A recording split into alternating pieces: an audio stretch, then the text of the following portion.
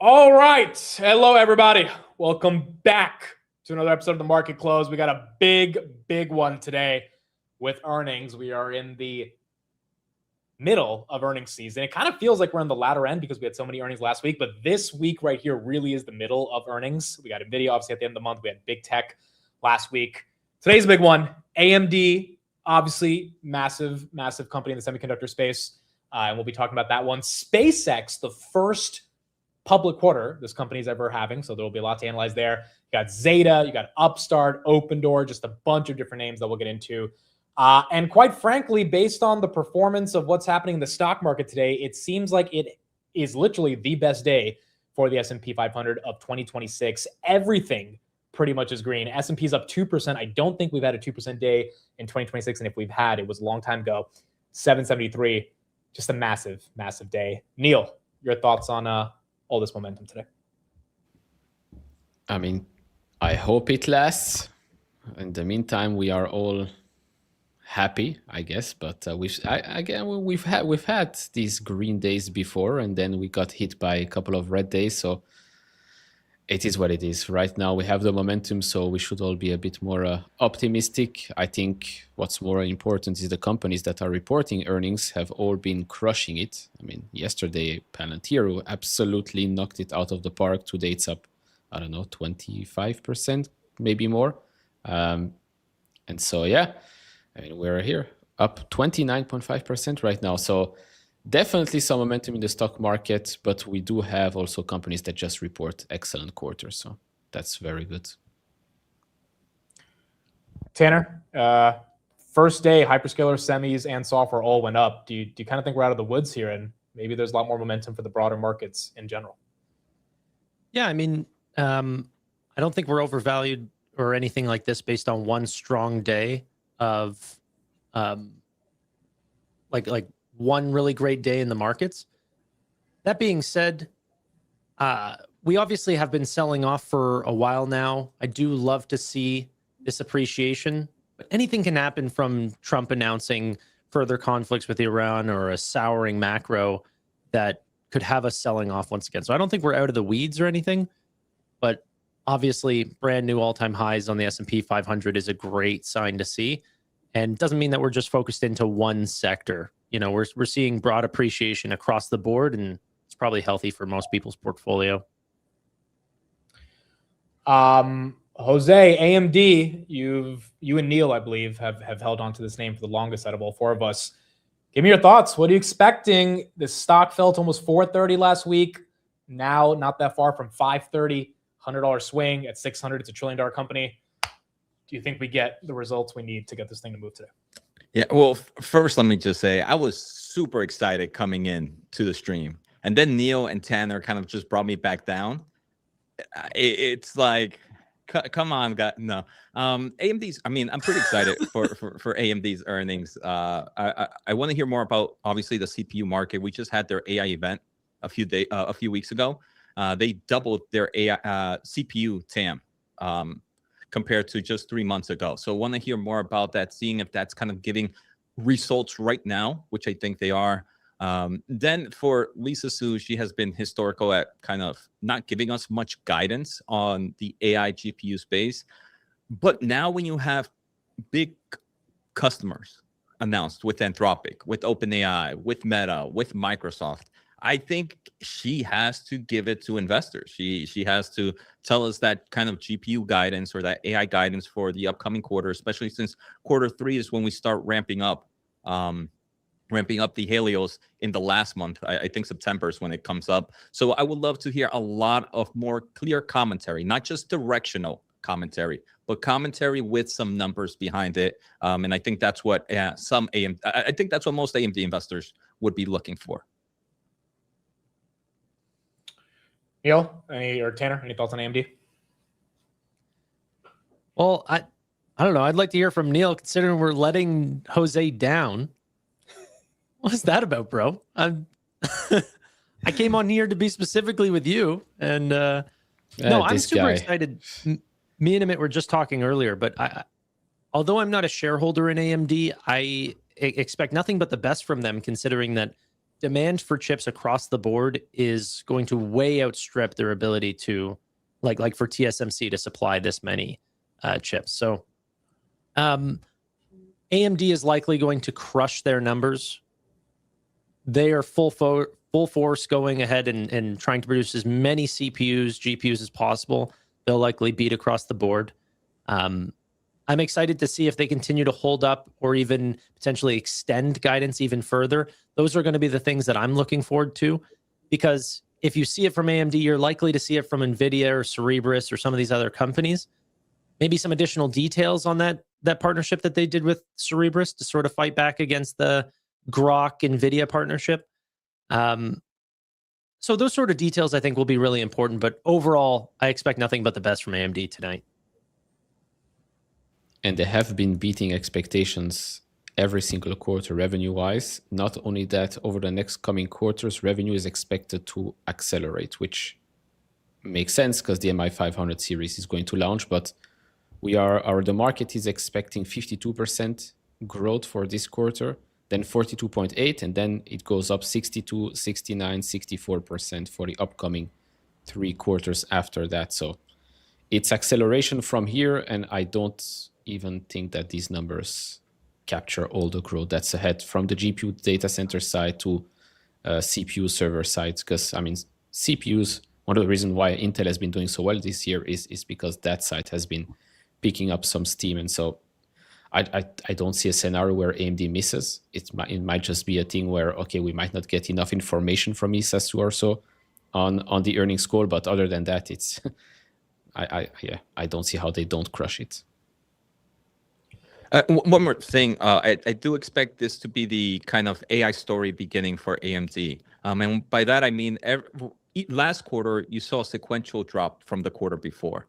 But I think starting this quarter, we're only going to see sequential growth, like Neil mentioned, thanks to the Helios rack ramping up this quarter, ramping up at the end of quarter 3.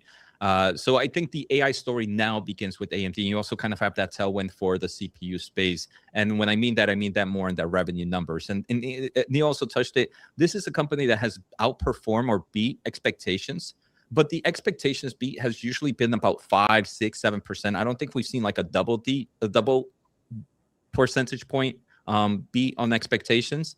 I think either this quarter or next quarter, I think analysts are going to be underestimating dramatically what AMD will be producing in revenue. We got a couple updates from Burry. He just said he sold his Microsoft calls. He rolled his NVIDIA puts to June 2027 from January, low 100 strike. He closed his Palantir puts. He's continuing to short it, closed his Oracle puts, and he continues to hold the rest of his shorts on QQQ and semis. So technically taking some losses from my understanding based on closing some of these puts. Microsoft calls made some profits and continuing to have his broader puts on the market. SpaceX is the other earnings today that's really important. The interesting thing about SpaceX right here, this was tweeted, Elon just responded to it. Apparently 95% of SpaceX stock that is available to borrow is out on loan, which amounts to about 34% short interest. There's only 4% of the fully diluted value of the float even available for the public to trade. We get another 116 billion that unlocks in a couple of days. Elon responded, I tried to warn them, but they just doubled down 2 hours ago. Do you interpret that as he's going to announce something big to squeeze the shorts again? Or is it just fake words with no numbers to back it up? Tanner? Yeah, I mean, it's as you see in the Chamath post right underneath that, it's exactly what happened with Tesla as well, and those people got stomped out. So shorting Elon in any factor has been a scary game. I hope for Elon's sake that there's not going to be some unbelievable report this quarter that they're about to show off that might put him in some hot water by essentially saying this right before the call. That said, you know, we're going to see a lot of the, AI deals that we didn't initially see at IPO. I think the Anthropic deal happened, but the Google and Reflection deal and these sort of ones, I don't think was part of the S1. So there definitely will be a sizable amount of new deals that end up coming online. It's just a matter of what else they're going to show outside of that, or if they're on track for things like their V3 satellites and, what they're essentially planning on doing with the $85 billion that they just recently raised, that I think is going to be big questions for the future of SpaceX. Yeah, apparently they partnered with NVIDIA today here to design the Starmine satellite. Neil, Jose, any thoughts on if SpaceX can get a pump? In the chat, by the way, from the poll I have, 64% of people think AMD outperforms, 14% SpaceX, 22% Zeta. So SpaceX is the most underestimated from most people here. Well, it is the most. I mean, it's still what, $1.4 trillion or so. Plus, let's be honest. Eventually, they'll just merge with Tesla, right? Because that's what we all think is going to happen. How much are they going to pay for it? I don't know. But for his sake, I hope SpaceX stock goes up so they can just use that as a way to get Tesla for, let's say, cheaper. But yeah, it's going to be an interesting one. It's going to be an interesting one. Don't forget that the Anthropic deal can end in what, 3 months time or 3 quarters? What was it? Yeah, like 3 months. It's 3. Yeah, so we'll see.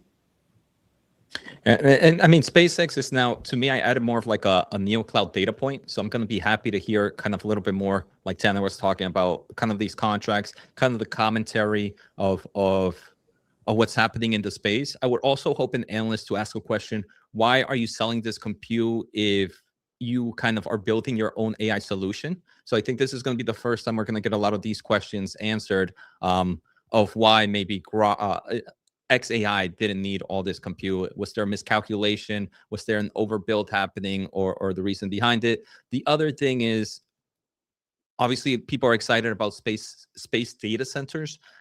I'm not too excited about that in the short term, but now we have kind of like a open call to be able to get information on that as well. So while I don't own SpaceX, I do believe it gives us a lot of great wealth of data points for the NeoCloud players and what's the future of data centers, and potentially also what we're seeing with kind of some of these frontier models as well. Do you think they'll admit that nobody uses Grok and that's why they did those deals? I don't think so, but I think we can try to read between the lines. I think depending on how they say it, because we know from Meta and Mark Zuckerberg that selling intelligence is better than selling compute. So we already kind of have that data point there. So depending on how he answers that question, I think we can read between the lines. Yeah, I think like I was talking with Amit earlier, and I said at the right price, I would definitely be willing to buy into SpaceX. I don't know what that price is for you guys. I'd like to hear, but do you think that there's, with the orbital data center? Let me just close out the markets and then we'll Yeah. Go ahead. All right, folks, here we go. Big day. AMD, SpaceX. Thank you everybody for being here at 4 p.m. The stock market, which had one of its best days all year, is now closed.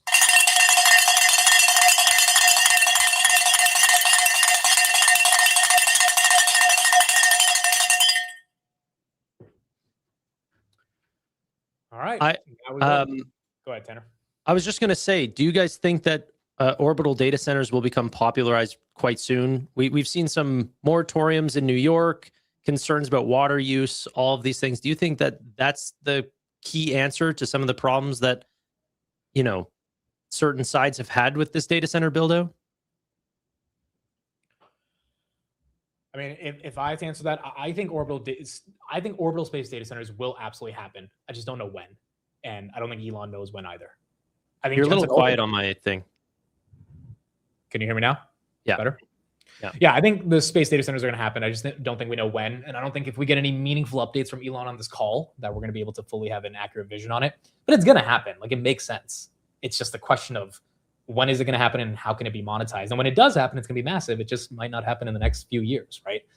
And that's why I think the market's going to have to be a lot more keen on expecting those results. Palantir, by the way, 29% on the day. Massive move. S&P 500, that was up about 1.79%. Tesla was up 1.64%. SpaceX, end of the day, up 10%. One of its best days in over a month. You had Zeta, that was up 1.4%. 2460 was up 7% during the day. AMD, which got a little bit of a sell-off right into the close, 530 to 519.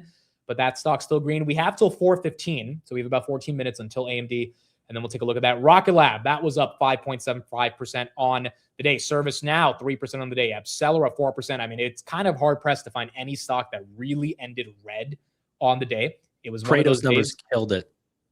It was one of those days where everything kind of flipped green, and you're seeing that momentum in the market right now. Kratos up 5% after hours. Revenue beat by 12%. Wall Street was expecting 411 million. They did 458 million. Wall Street wanted 15 cents of EPS. They did 21 cents, beat by 40%. Absolutely huge crush. You know what was red today? Meta and Amazon. If you part of the reason for that is because usually when everything else rallies, the hyperscalers get back a little bit. But also, I found out Bezos sold at 271. That was his exit price for $4 billion worth of stock yesterday. Yeah. So that probably created some selling pressure. Again, AMD's in 15 minutes, so we have a little bit before we get there. Okay, SpaceX, it's out. Second quarter revenue, Street wanted 6.8. They came in at 7.8. That's a beat by about $1 billion. Don't have EPS yet, but we should be getting it soon. Stock's up 2.4 after hours. Yeah, so I was about to say that the estimates for SpaceX right now seem quite low, like 6.8 this quarter. Okay, they came in 7.8. Then next quarter, 12 billion. Then 15.8, and then 16.3 and 17.6 billion basically a year from now. It seems a bit low based on the cloud growth that they are expected to experience, etc. It's like, I don't know how many analysts actually cover this company right now, but estimates are bound to be a bit higher than that. Okay, operating loss on their AI segment, which I think is their NeoCloud business, 1.26 billion. The street thought it would be 2.39, so they lost a lot less money than expected. Stocks at 126. It did touch 130.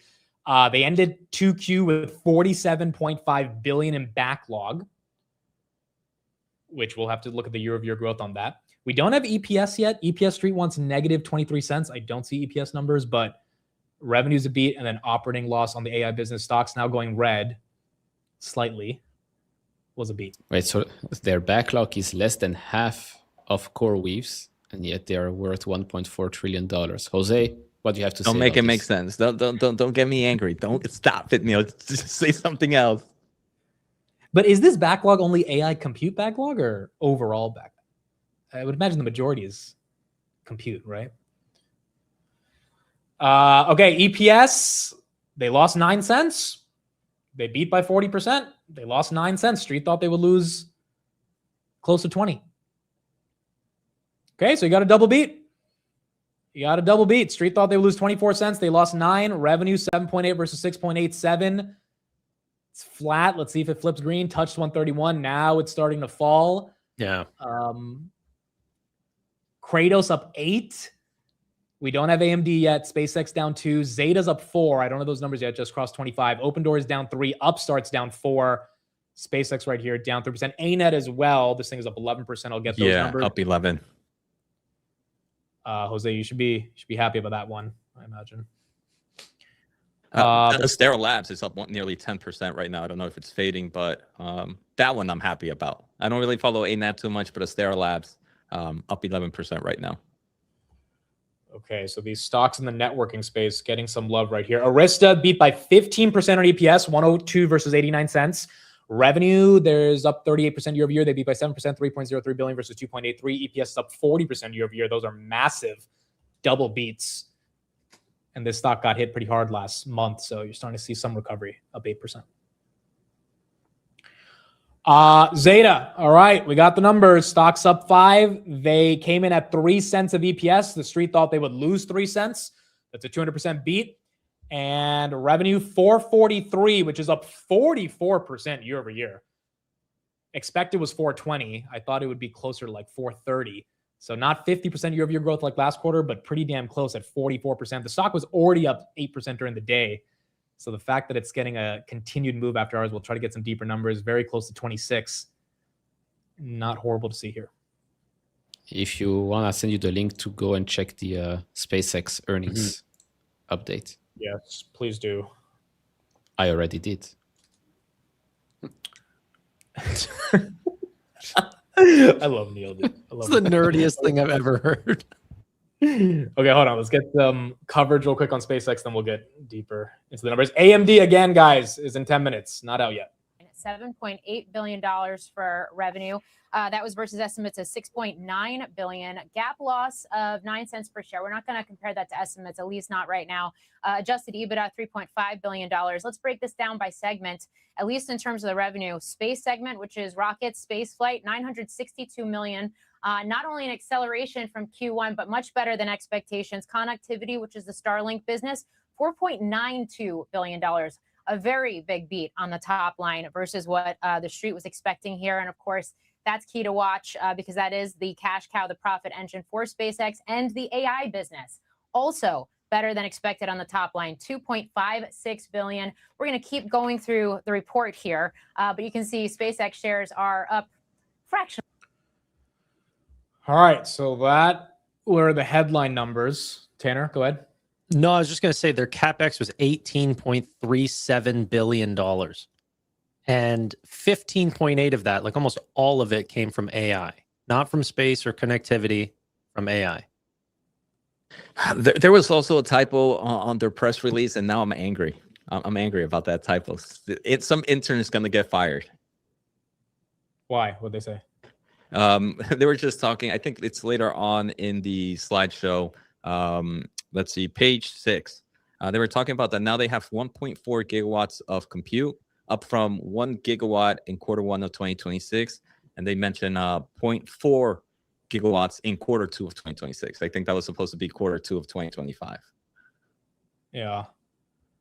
Okay, so overall numbers aren't amazing. Zeta just took a hit, 25-22. So something might have been said in that report. We'll see what it looks like. CFO 2026 has been a momentous year so far, and the second quarter demonstrated the true power of SpaceX. Revenue growth accelerated across all our business segments, and we delivered strong operating leverage with significant margin expansion led by our new AI compute agreements. Our unparalleled leadership in launch, Starlink subscriber growth, new enterprise and government partnerships, and best-in-class AI infrastructure underscore our ability to drive meaningful, attractive returns. As a newly public company, we are delighted to welcome our new base of shareholders. We have $100 billion of cash, $47 billion in backlog. Again, Tanner mentioned $18 billion of CapEx. Yeah, I mean, the numbers aren't anything amazing, but they're also not horrible, especially given they beat the consensus. SpaceX flat right here at 124.30. Zeta, I don't know what happened right there. It was 125.60, then fell immediately. I'll see if there's any additional reporting that came out, but you had a pretty good top line and EPS beat.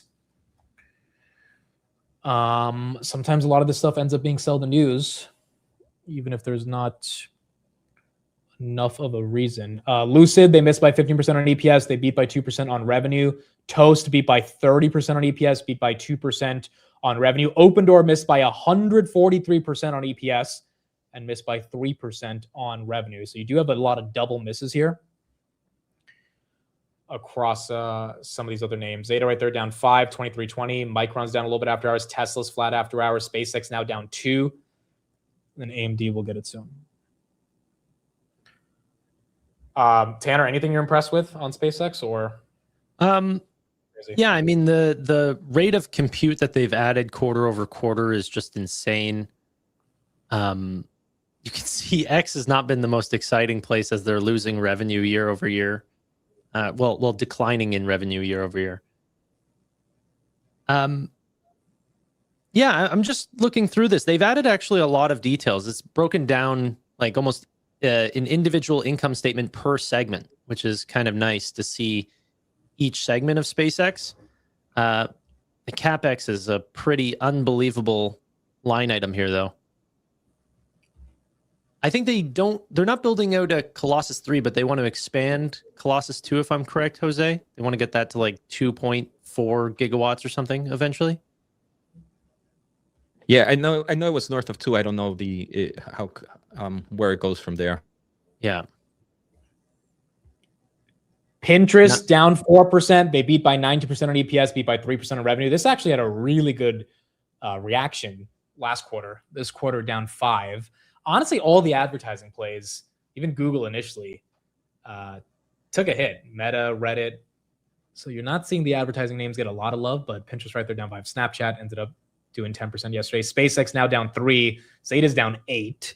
Street's not fully loving it. SPY's flat after hours, and then AMD in about 4 minutes. ANET and ALab. Jose, any reason you think those two are getting love after hours? I was just looking at Astera Labs double B. I mean, adjusted earnings per share 80 cents versus 69 cents estimate, and revenue was 392 million versus 360 million. I mean, that gets me excited because Astera Lab really focuses on kind of scale up approach, which is very important. I mean, both of these kind of are really crucial players in the data center space. Obviously, different markets. ALab more kind of like scale up. Arista more like in the networking solution of data centers. But if both of these are seeing positive numbers, I think it just gives you kind of this whole picture that the data center space is still pretty healthy, and we're still outperforming. So probably later tonight, I will be looking deeper into Astera Labs, but everything looks good for the semi space. Rocket Lab. I've had a theory that the space names truly follow SpaceX for whatever reason the algo puts them together.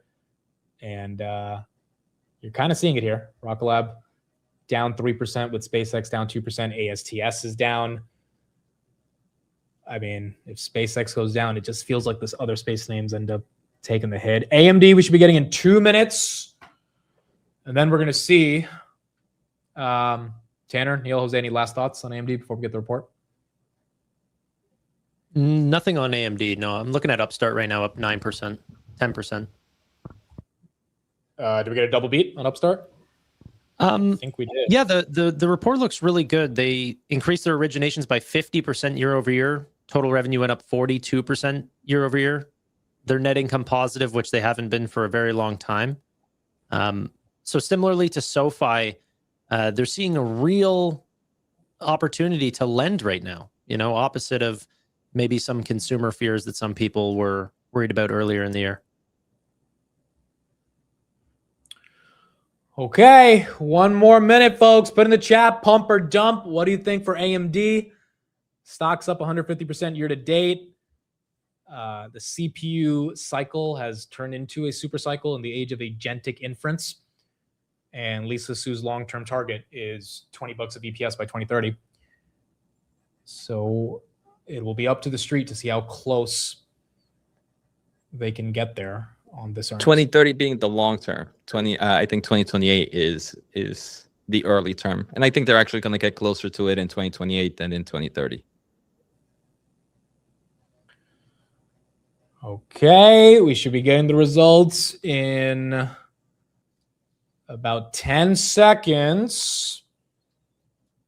Is it 15 or 20? No, I'm pretty sure it's 15. It's always 15. Well, we'll find out. I'm pretty sure it's 15. Okay, stock goes down 3 on the initial results. Don't have them yet. Stock goes down 4, 493. Just lost 500. Stock's down 6. Let's see if it recovers. It did the exact same thing last time. Went down almost 5-7%, then came right back up and ended the day up 20%. It's trying to recover.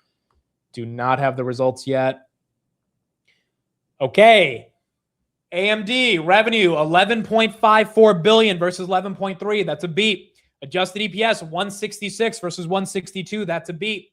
Adjusted operating margins 27% versus 26.9. That is a beat. And CapEx, they are spending 808 million versus 298 million. That is also a beat, but that also means they're spending a lot more on CapEx. They beat by 3% on revenue, 2% on EPS. EPS is up 246% year over year. Revenue is up 50% year over year. That CapEx spend seems really freaking high, no? That's like 2.5x more than what was expected? Correct. Which maybe means there's a big opportunity for them to go after. But the initial reaction of the street is obviously feeling like this was priced in. Adjusted operating income was 3.09 billion versus 3.01. That's a beat. A net income was about 2.2 billion. Revenue for Q3, they guided to 13 billion plus or minus 300 million, which is more than the 12.5 billion estimate. So that is a beat. Management expects data center sales to accelerate further in the second half of 2026. Announced major AI infrastructure launches, including Helios rack scale systems. Their client and gaming revenue is up 6% year over year, 3.8 billion. Embedded revenue up 19% year over year, 977 million.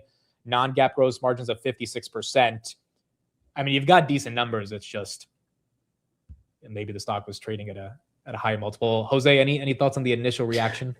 Yeah, I mean, I think people are going to be questioning that capex, and one thing that we are seeing right now is a lot of these semiconductor companies are making long-term contracts for data center power, right? I think they made a kind of a partnership with I forget what company just a few weeks ago. I wonder if that's kind of falling into that. But it's something that all these players have to do. I mean, we see NVIDIA kind of do it with the Neo Cloud players. We see Broadcom do it. We see Google with their CPU segment do it, where you have to not only lock in sales, but you also need to lock in power and kind of a data center real estate for your customers. So I wonder how much of that is going to be impacting capex, and hopefully we get some clarification during the earnings call.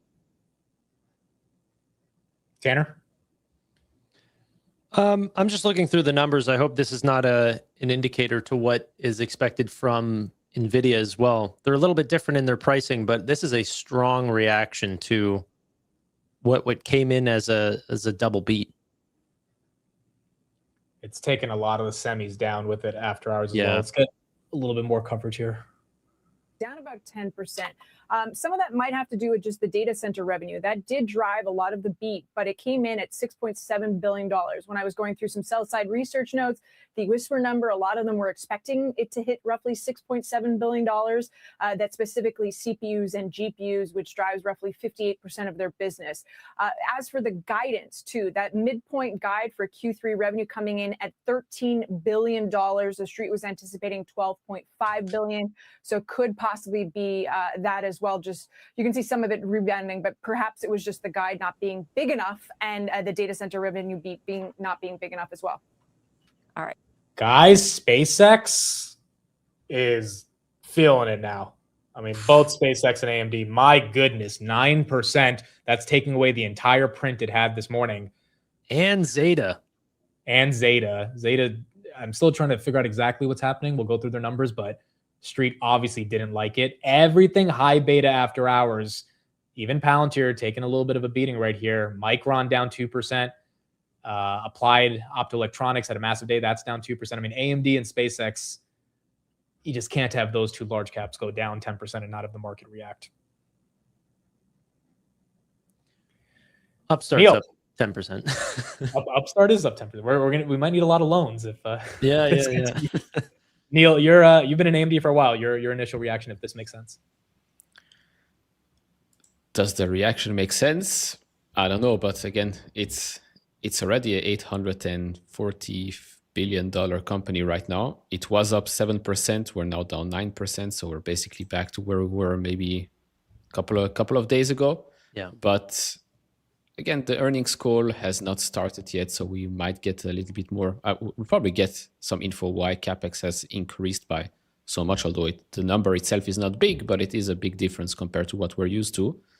But yeah, all the rest here, they're growing. They're growing fast, and maybe the market was expecting a little bit more growth in the data center, although they clearly say here that they expect data center revenue to accelerate in the second half of 2026. So yeah, maybe it was priced to perfection. That's the only thing I can say right now. Maybe it is priced to perfection. And yeah, these things happen. It's a good report. Lisa Su said, we delivered an excellent quarter with record revenue and profitability as data center revenue more than doubled year over year. We entered the second half with strong momentum as EPYC demand accelerates, Instinct's deployment scale, and Helios begins to ramp. More broadly, AI is driving a significant expansion in demand for compute across all of our markets, and our leadership portfolio and growing customer visibility position us exceptionally well to capture this expanding opportunity and deliver substantial revenue and earnings growth in the year ahead. Tanner, do you know how much NVIDIA spends on CapEx, and have they ever had like a 2.5x increase in a quarter? No, I think they spend like 1.5 billion, something like this.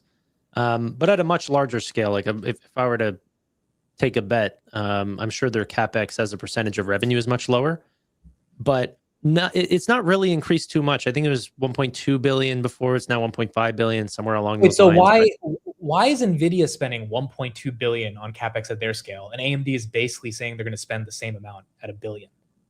My understanding is NVIDIA, like a lot of their CapEx is like office buildings and stuff like this. They just need more headcount. I don't know. Maybe AMD is ramping so much that they are expecting a large increase for need for engineers and sales and marketing. And but you don't think their CapEx is going into like the other parts of the semi stack? That's not what they spend CapEx on, correct? I don't know AMD nearly as much as a Jose would or something like this. Yeah, I would say the other thing is this is the first time they're coming up with a rack scale solution. So CapEx sometimes due to R&D, it also fluctuates a lot. So right now they might just have a lot of engineering workforce really focusing on that part of design, making sure this rack scale ends up. I wonder how much of this can be put into whatever they might be trying to lock in with supply or something happening in the supply chain space. There's so much happening with AMD right now in kind of like the Helios rack that, again, hopefully we get clarity, but I'm going to guess it has to do something with that. I think that will be the biggest question on the call. And maybe if they say like we're spending more on CapEx because demand is just so crazy. I know they've already said that, but maybe, I mean, that happened, I think 3 quarters ago where the call itself kind of changed the entire reaction to the stock. Mm-hmm. So maybe Pinterest down 7, Zeta down 9, SpaceX down 6, AMD now only down 4, trying to make somewhat of a comeback here, still below 500. Bookings, that's up 6.5. Consumer seems to still be not in a horrible spot. They beat both on the top and the bottom. The win also beat on the top and the bottom, beat by 27% on EPS, beat by 1% on revenue. Win Resorts is up 4% after hours as well. Okay, Upstart AMD was up 14%.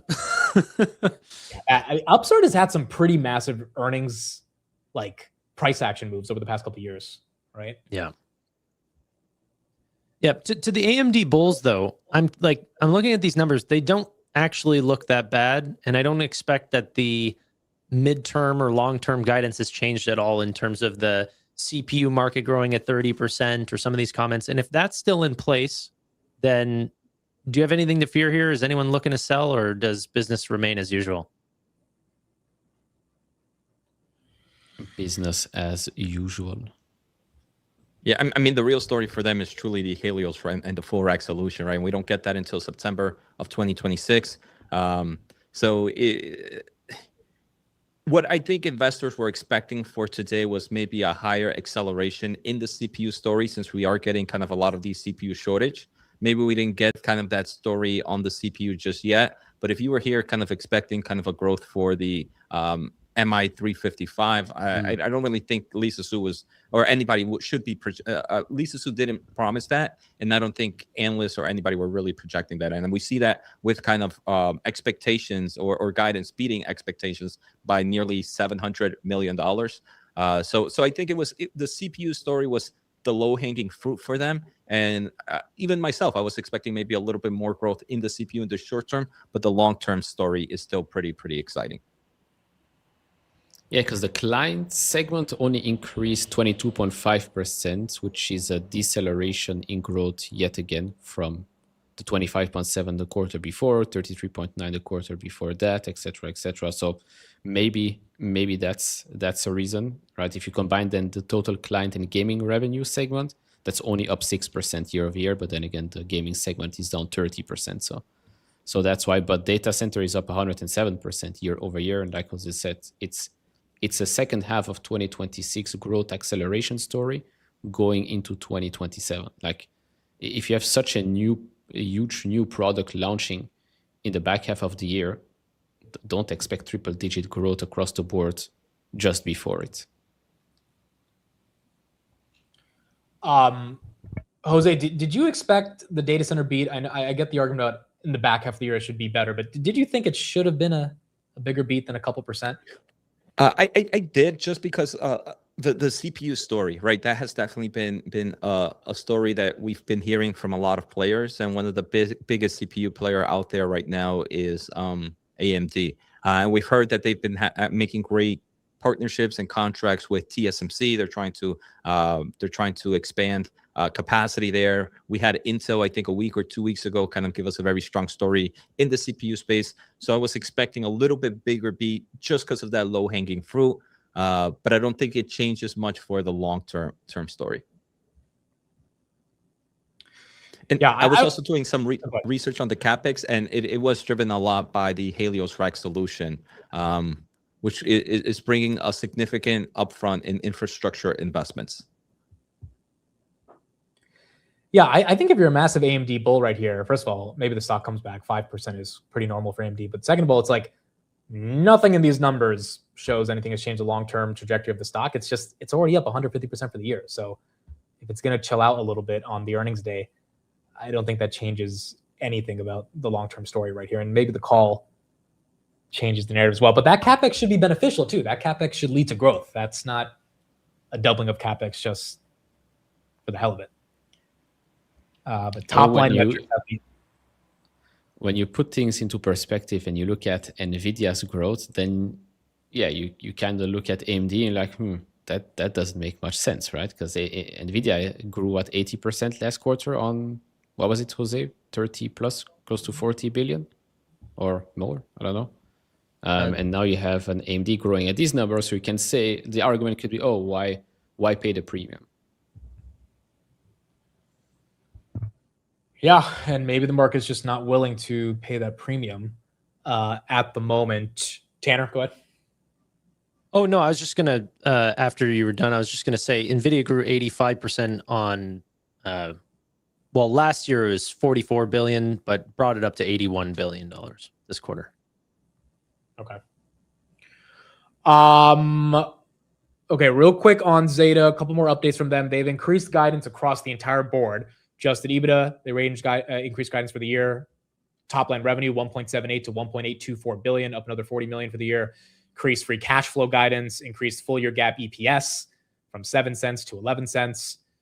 Not really sure what the street's upset about. I think AMD and SpaceX kind of took a lot of life out of the market by falling as much as they did, but beat and raise, 44% year-over-year growth, profitable, and raised all the guidance they needed to raise. So honestly, it could have just been a sell the news on a massive rally across the entire market that happened today that now is kind of getting sold off after hours. Here is Stacy from Bernstein on these AMD numbers. Back of, and I still think as strong as the Q3 outlook is, I still think the big AI ramp with Helios really is a Q4 story. So I still think there's that to look forward to. So I think it's just a little bit of heightened expectations post Intel, but overall, as far as I can tell from, at least from the first glance, it looks fine to me. You think we'll get some good indication on Helios and how much they expect to ship? I don't know if they'll give us numbers or not, but at least qualitatively, yeah, I'd expect them to sound pretty good. I mean, you know, they had an AI, they had advancing AI, like almost like an analyst event a week or two ago. We got a little color there. I mean, they sounded very positive. It should be. I think it should be very positive. Should be fine. Can the Helios stack actually chip away at NVIDIA and its position in the market? Well, be careful about chip away. Like, are they taking share? Are they growing? Sure. I mean, they're going from not very much to hopefully a lot. At the same time, it's not like NVIDIA and frankly, like everybody isn't growing. I mean, and I think I've said this here a number of times, but I still feel like the right question is not so much who's winning or losing. Is the opportunity still bigger or is it not? I think if it's big, everybody should be doing great. And frankly, that's what we've been seeing right now. But I do think there was an opportunity for AMD here to go from what's been, you know, good results, but still, you know, not where they could be, to having a real inflection as the MI450 and the Helios rack starts to ramp into next year.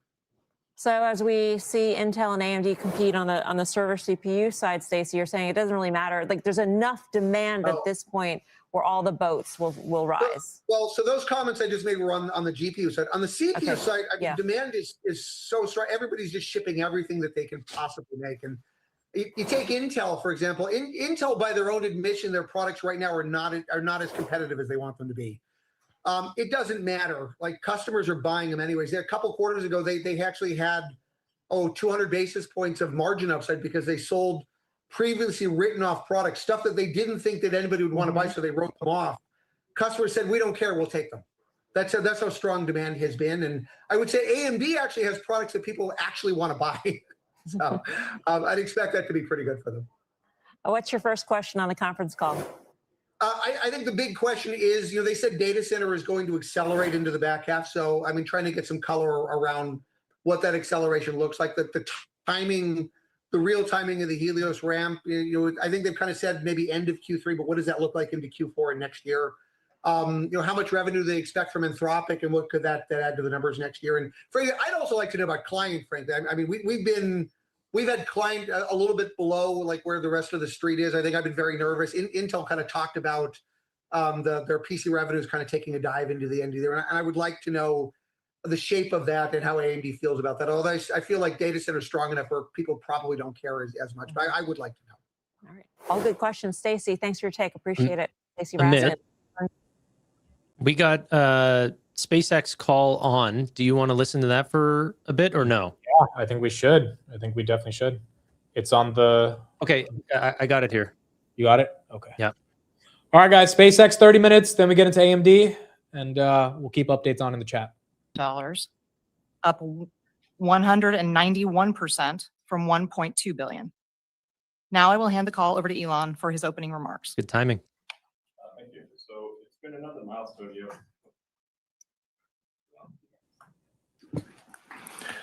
Thank you. So it's been another milestone year for SpaceX so far. We're making great progress developing a fully and rapidly reusable, reliable rocket with Starship. We're connecting millions more people with Starship. We're connecting millions more people globally across 170 markets with fast, reliable Starlink internet. We're building AI compute capacity at scale faster than anyone else, we believe. And we're significantly improving our AI models, most notably with the release of Grok 4.5 last month.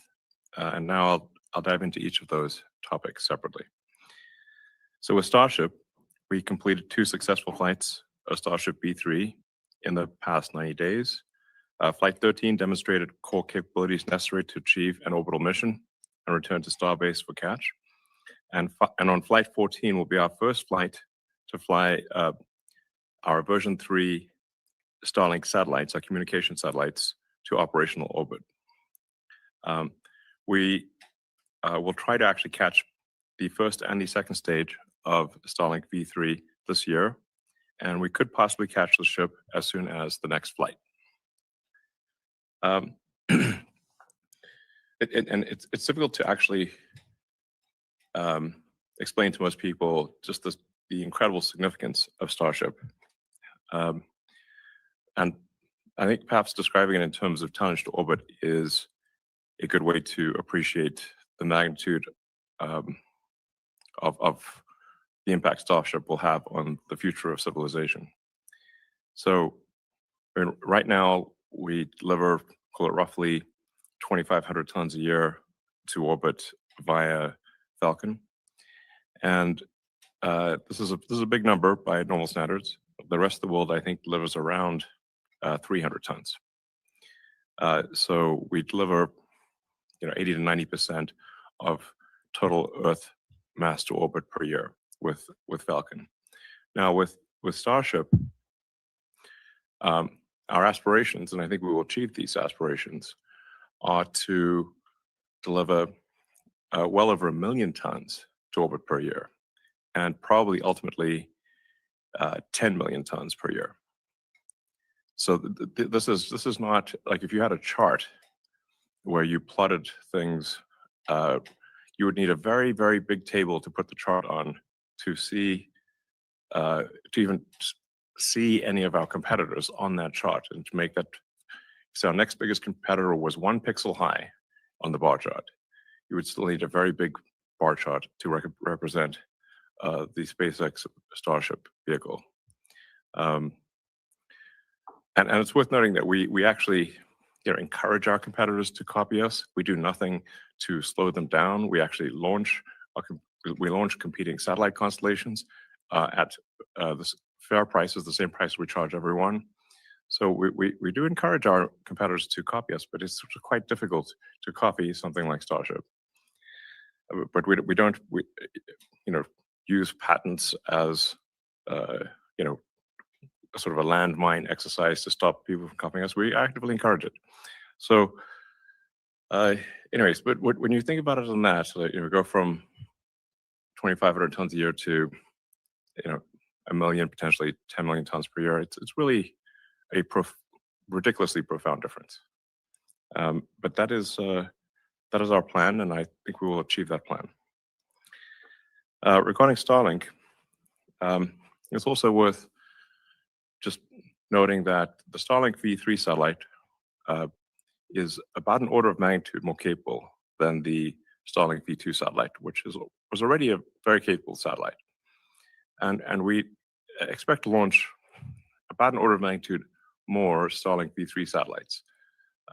So that would mean a roughly 2 order of magnitude increase in the delivered bandwidth.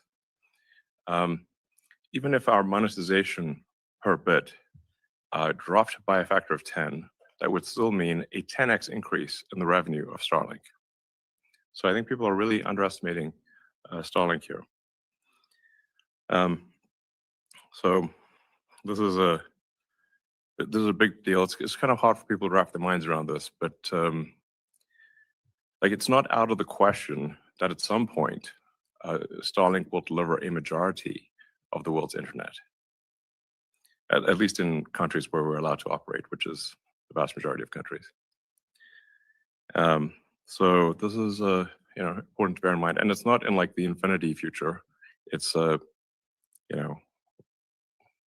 less than 10 years.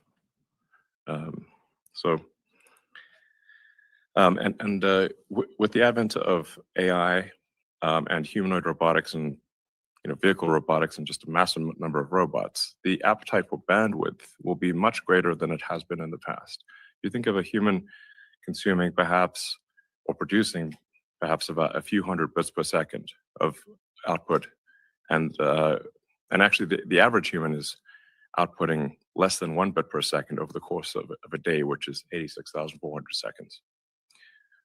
Now, computers, could easily do billions of bits per second continuously over a 24-hour period. So this is why I would expect the appetite for bandwidth to grow dramatically with the growth of AI and robotics. And really, I think Starlink is the only thing that can actually service that bandwidth. Regarding AI, we're making rapid progress on Grok, because Grok 4.5 was a huge improvement. And we have Grok 4.6 coming out probably next week. And then Grok 4.7 is about 3 or 4 weeks from today. And we expect the cadence of AI development to improve dramatically. And then with Grok 5, which should be out before the end of this year, we will be incorporating the entire corpus of SpaceX data, basically all the data that SpaceX has ever produced, which is a tremendous amount over the course of a quarter century, will be incorporated into Grok training. And we think this will make Grok by far the best engineer. So these are all like very, very big things. In addition, of course, we are providing compute to others, and we are building and deploying compute, I think faster, or our rate of growth certainly is faster than anyone else. And our efficiency of compute deployment, I think, is also the highest. So we expect to end this year with over 2 gigawatts of compute. And probably our cumulative compute online by the end of next year will be several times higher.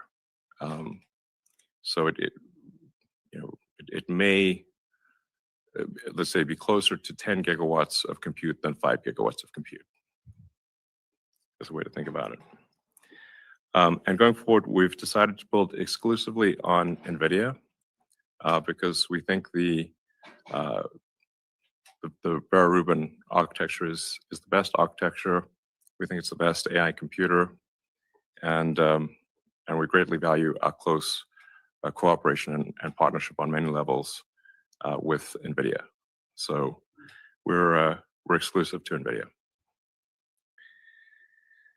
And this new capacity coming online will obviously further benefit the development of Grok, as will our Cursor acquisition, which should close quite soon.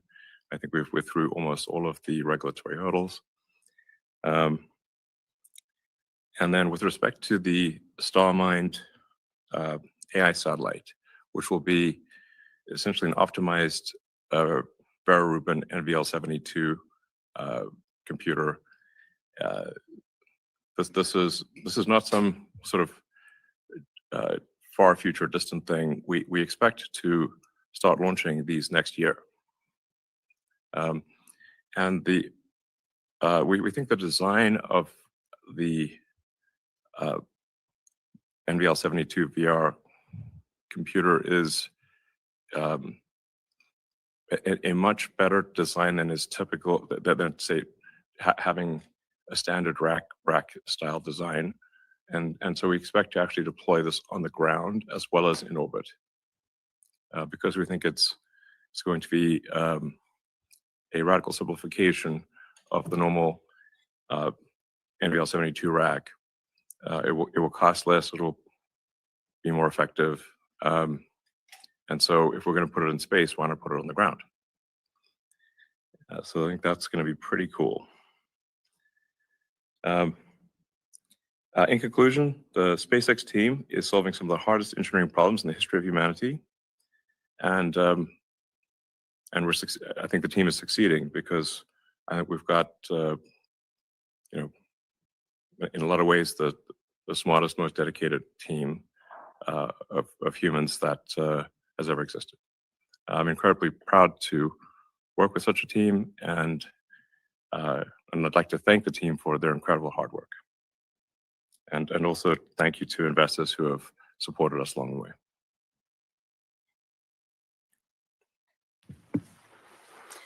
Thanks, Elon. We had an exceptional second quarter, and today I'll focus on the operational and commercial highlights, as well as the initiatives we are prioritized going forward.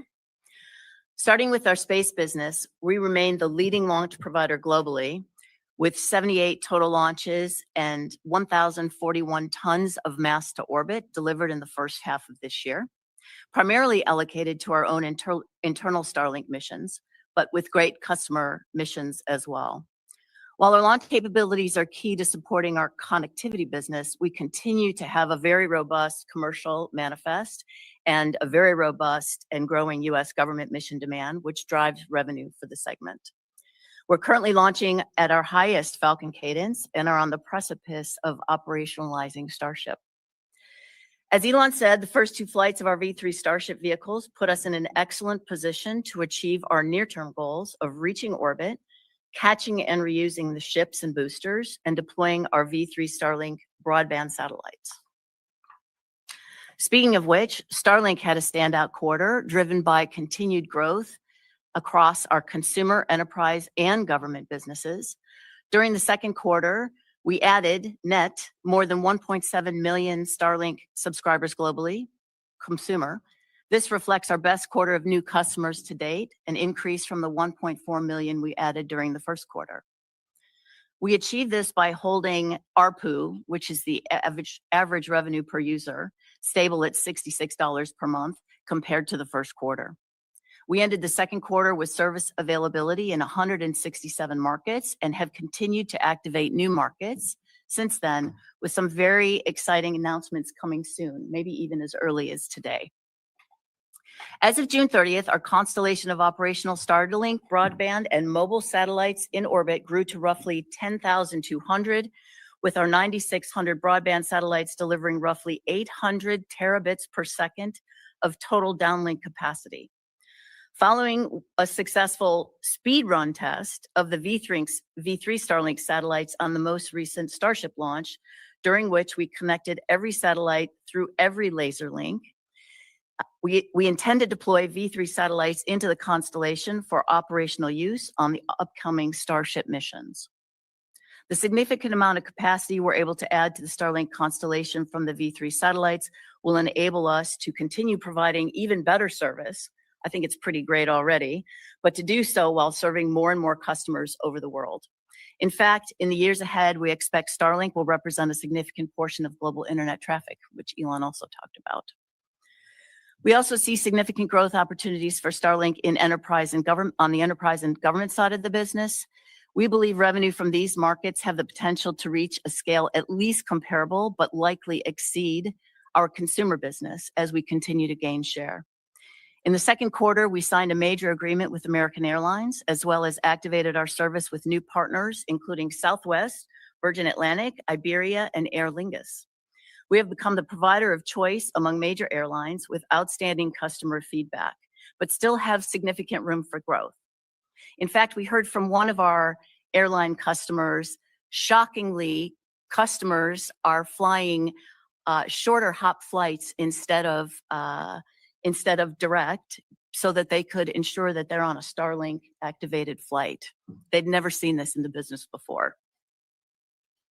On the government side, we won more than $6 billion in US contracts in Q2, supporting major Space Force programs that offer our nation mission-critical communications and sensing capabilities, and we see even more room for growth in this sector in this coming year. In Q2, we also launched the new Starlink mobile partnerships with international carriers, including SoftBank, NTT Docomo, and Spark New Zealand. Our near-term priority is launching mobile V2 satellites on Starship ahead of integrating the 65 megahertz of EchoStar spectrum later next year. This spectrum transfer was recently approved by the FCC and represents a foundational competitive advantage for Starlink Mobile. In AI, the industry is hurtling towards ever more compute demands. We're rapidly expanding our compute capacity to meet our own needs as Grok expands, as well as those for other leading companies such as Google and Anthropic. In terms of our own Grok models, the enterprise feedback on rollout of Grok 4.5 has been very positive so far. Token consumption tripled out of the gate after the July release, and we continue to see strong signals on usage and monetization for the model. We're looking forward to welcoming the Cursor team to SpaceX to integrate our engineering and begin to benefit from a combined sales capability. In review, our momentum as a business is extraordinary. Our engineering teams are scaling Starship and our next-gen satellites, while our sales teams expand Starlink, aviation, mobility, and global markets. At the same time, we're bringing on additional compute capacity and expanding and deepening our AI partnerships across a broader set of customers. And though I've been in this business for 24 years, I could not be more excited about the months ahead with all the exciting and amazing things going on. It really feels like we're just getting started all over again. Now I'll turn the call over to Brett. Thank you, Gwen. We demonstrated strong results in Q2. Revenue growth accelerated across every segment. We narrowed our net losses by nearly half, and on a year-over-year basis, and we grew adjusted EBITDA meaningfully faster than revenue.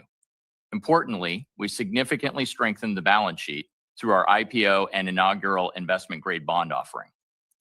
The combination of our global launch leadership, recurring Starlink revenue, and rapid growth in AI infrastructure continues to drive improved operating leverage. Now I'll walk through the financials for each segment. For the space segment, revenue grew 55% sequentially and 29% year over year to $962 million, driven by a higher number of larger customer launches and a favorable customer mix. Segment costs and expenses rose $389 million year over year, and we continued to accelerate R&D investments in our Starship program. Starship aims to quadruple payload capacity and reduce launch costs by 10 times compared to our Falcon 9 rocket, unlocking significant capabilities across all of our business segments. We continue to make progress building the infrastructure required to support thousands of Starship launches per year, including accelerating Raptor and launch vehicle production, the build-out of our gigabays, and making significant progress towards activating multiple launch pads at Starbase and in Cape Canaveral, at Pad 39A and Pad 37. Space adjusted EBITDA was a loss of $205 million for the quarter, primarily reflecting these higher R&D expenses. Moving to the connectivity segment, revenue was up in the Okay, we got 9 minutes until AMD. I feel like we just talk because there's nothing we're gonna. What do you guys think of Elon's opening, Tanner? Exclusive to NVIDIA. Did you hear anything else? I mean, come on.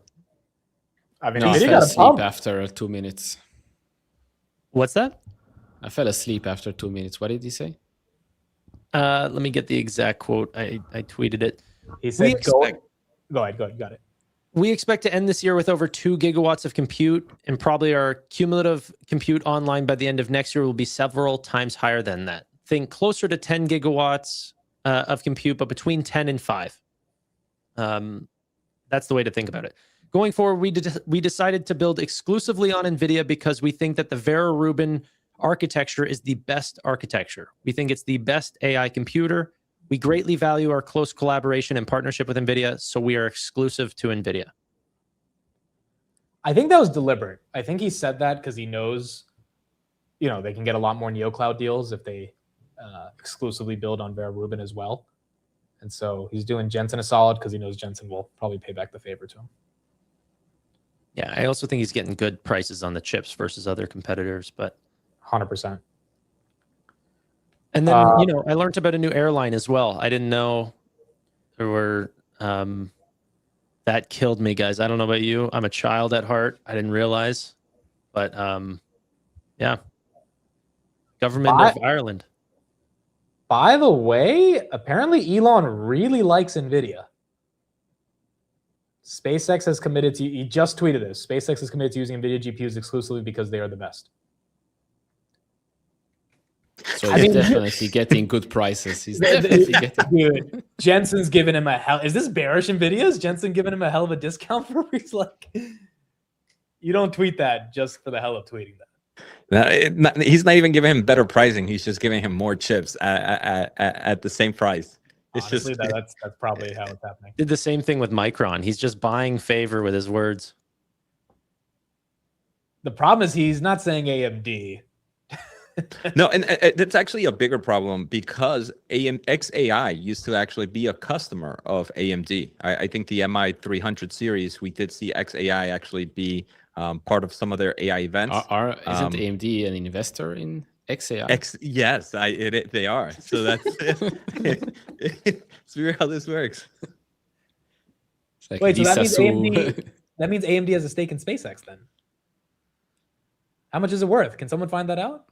It's like Lisa Su hearing and seeing Elon tweets like, "Hello, you remember me?" That stake, it has to be something here if they're in XAI. But yeah, the fact that he's exclusively talking about NVIDIA here. Food reviewer in chat said terafab, by the way.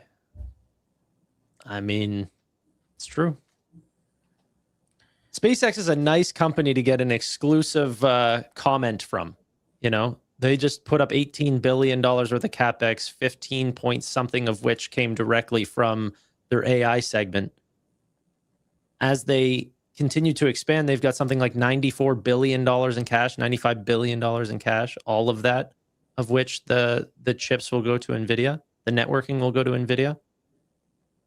That's pretty exciting. Yeah, how are they paying for Cursor? Only stock? I think so, yeah. Okay. So how will they pay for Tesla? Also stock or stock in They're cash? not. That's a later conversation. Let's worry about today. There's 900 million shares getting unlocked in the next 2 days. You get stock. You get stock. Elon's the Oprah Winfrey of financial markets. I don't know, man. It looks ugly. That much, 1 billion shares coming online.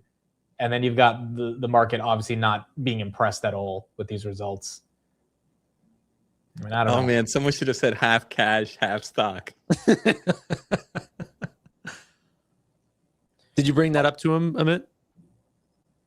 To Elon? No, to Ryan Cohen. Not to Ryan. Oh, to Ryan. I think I mentioned it in the call, but then they had to dilute by another 1.9 billion. I mean, like it's hard to use your cash or use your stock. Like at some point, you actually need more cash there. Okay, AMD's in 4 minutes. Put in the chat if you think AMD can reverse Do you guys here think there's a shot? 7% is a lot to climb up, but do you think there's anything they could say to reverse this? So we're gonna Yeah. sell our SpaceX position to.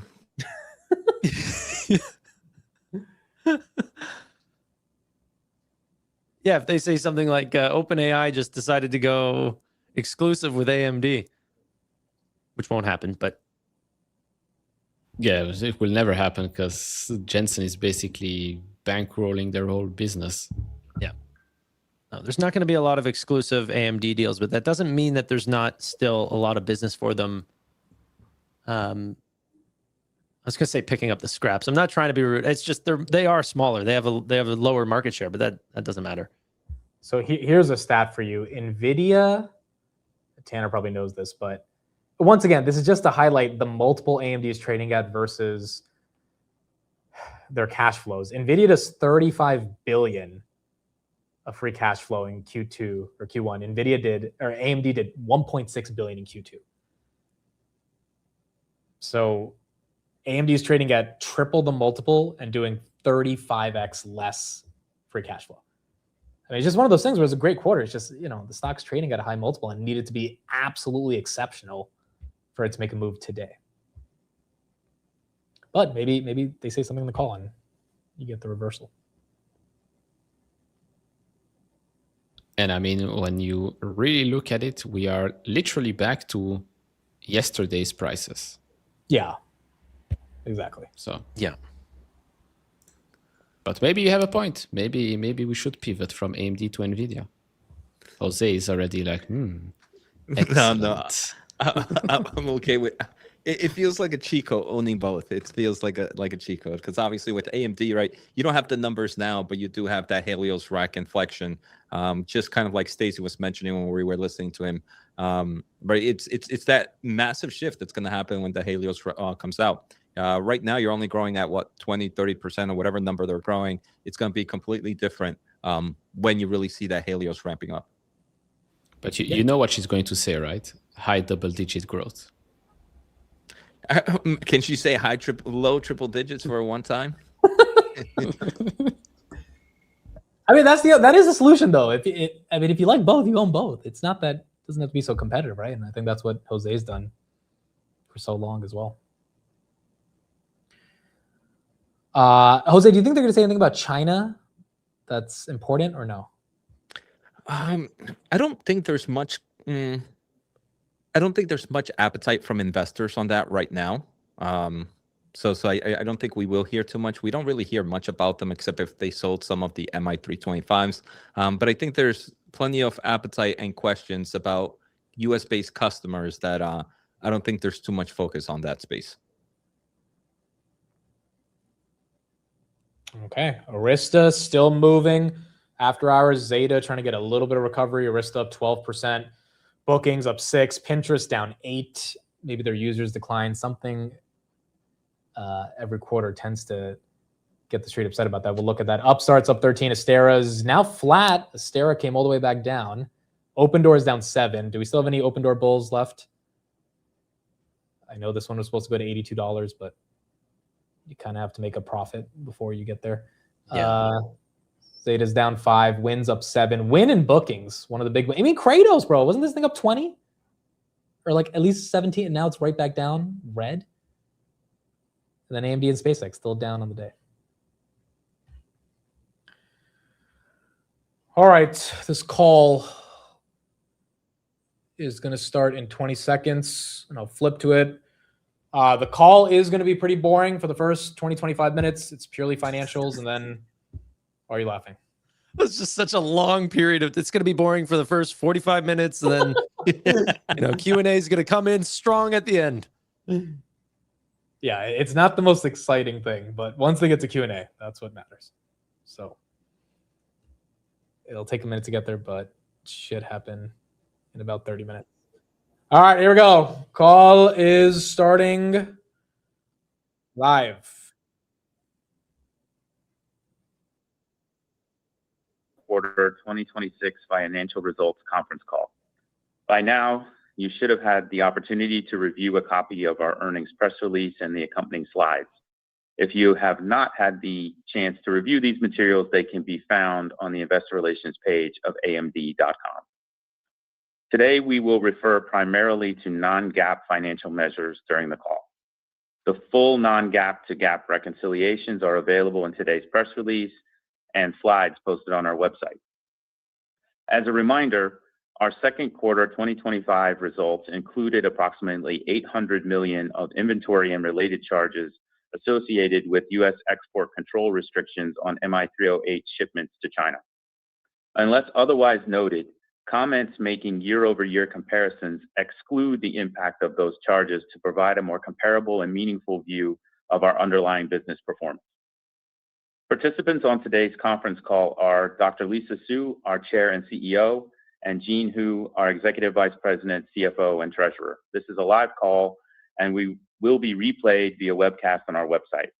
Before we begin, I would like to note that AMD will participate in the following events for the financial community: KeyBank's Technology Leadership Forum on Tuesday, August 11th, Citi's 2026 Global TMT Conference on Tuesday, September 8th, and the Goldman Sachs Communacopia and Technology Conference on Friday, September 11th.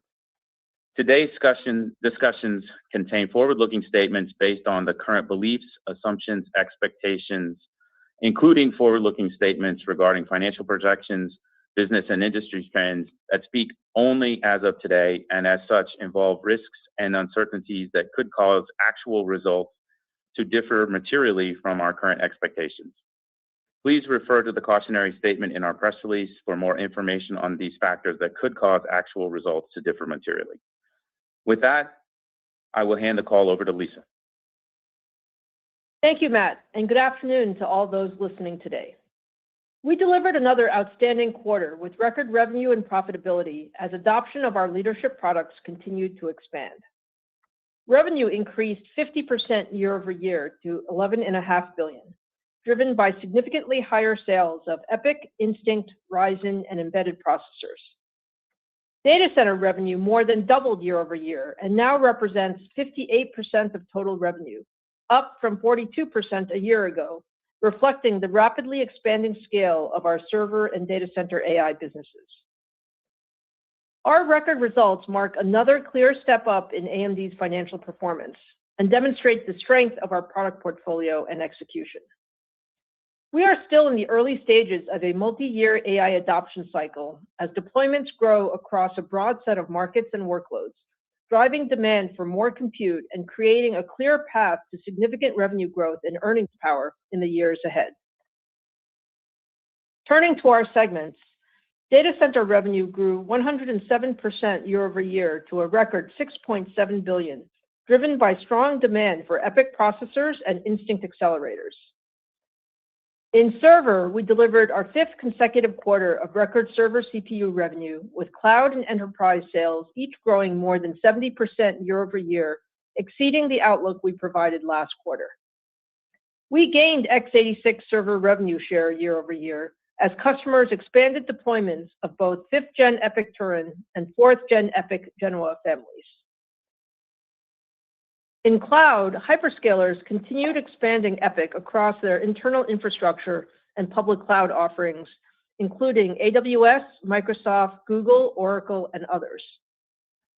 5th Gen EPYC Turin now powers nearly one-third of the more than 1,600 EPYC public cloud instance types available globally, as providers broaden their offerings with new database storage and AI workloads. That expanding footprint is translating into growing adoption of EPYC in the cloud, with healthcare, financial services, media, and technology companies adding tens of millions of instances in the last quarter. In enterprise, we delivered record sales in our fourth consecutive quarter of record sell-through as on-prem adoption accelerated, driven by the leadership performance and TCO advantages of our EPYC portfolio. Growth was broad-based as we won large deployments with leading financial services, manufacturing, telecom, retail, and technology companies.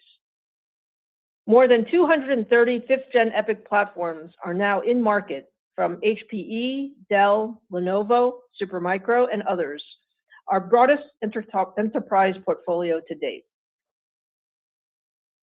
Looking ahead, agentic AI is creating a new growth vector for server CPUs, spanning high-frequency AI host nodes, high-density agentic servers, and general-purpose cloud and enterprise workloads. Our 6th-gen EPYC Venice family is purpose-built for this expanding range of workloads and delivers one of the largest generational performance gains in EPYC history. Built on our all-new Zen 6 core and 2-nanometer technology, Venice extends EPYC leadership in performance and efficiency, delivering more than twice performance per watt of leading x86 CPUs and up to 3.3 times the performance per watt of leading ARM-based CPUs. The Venice family includes more than 30 processors that combine leadership per core and per socket performance with a broad range of memory and I/O configurations, giving customers greater flexibility to optimize performance, efficiency, and TCO across the most widely used cloud, enterprise, and HPC workloads.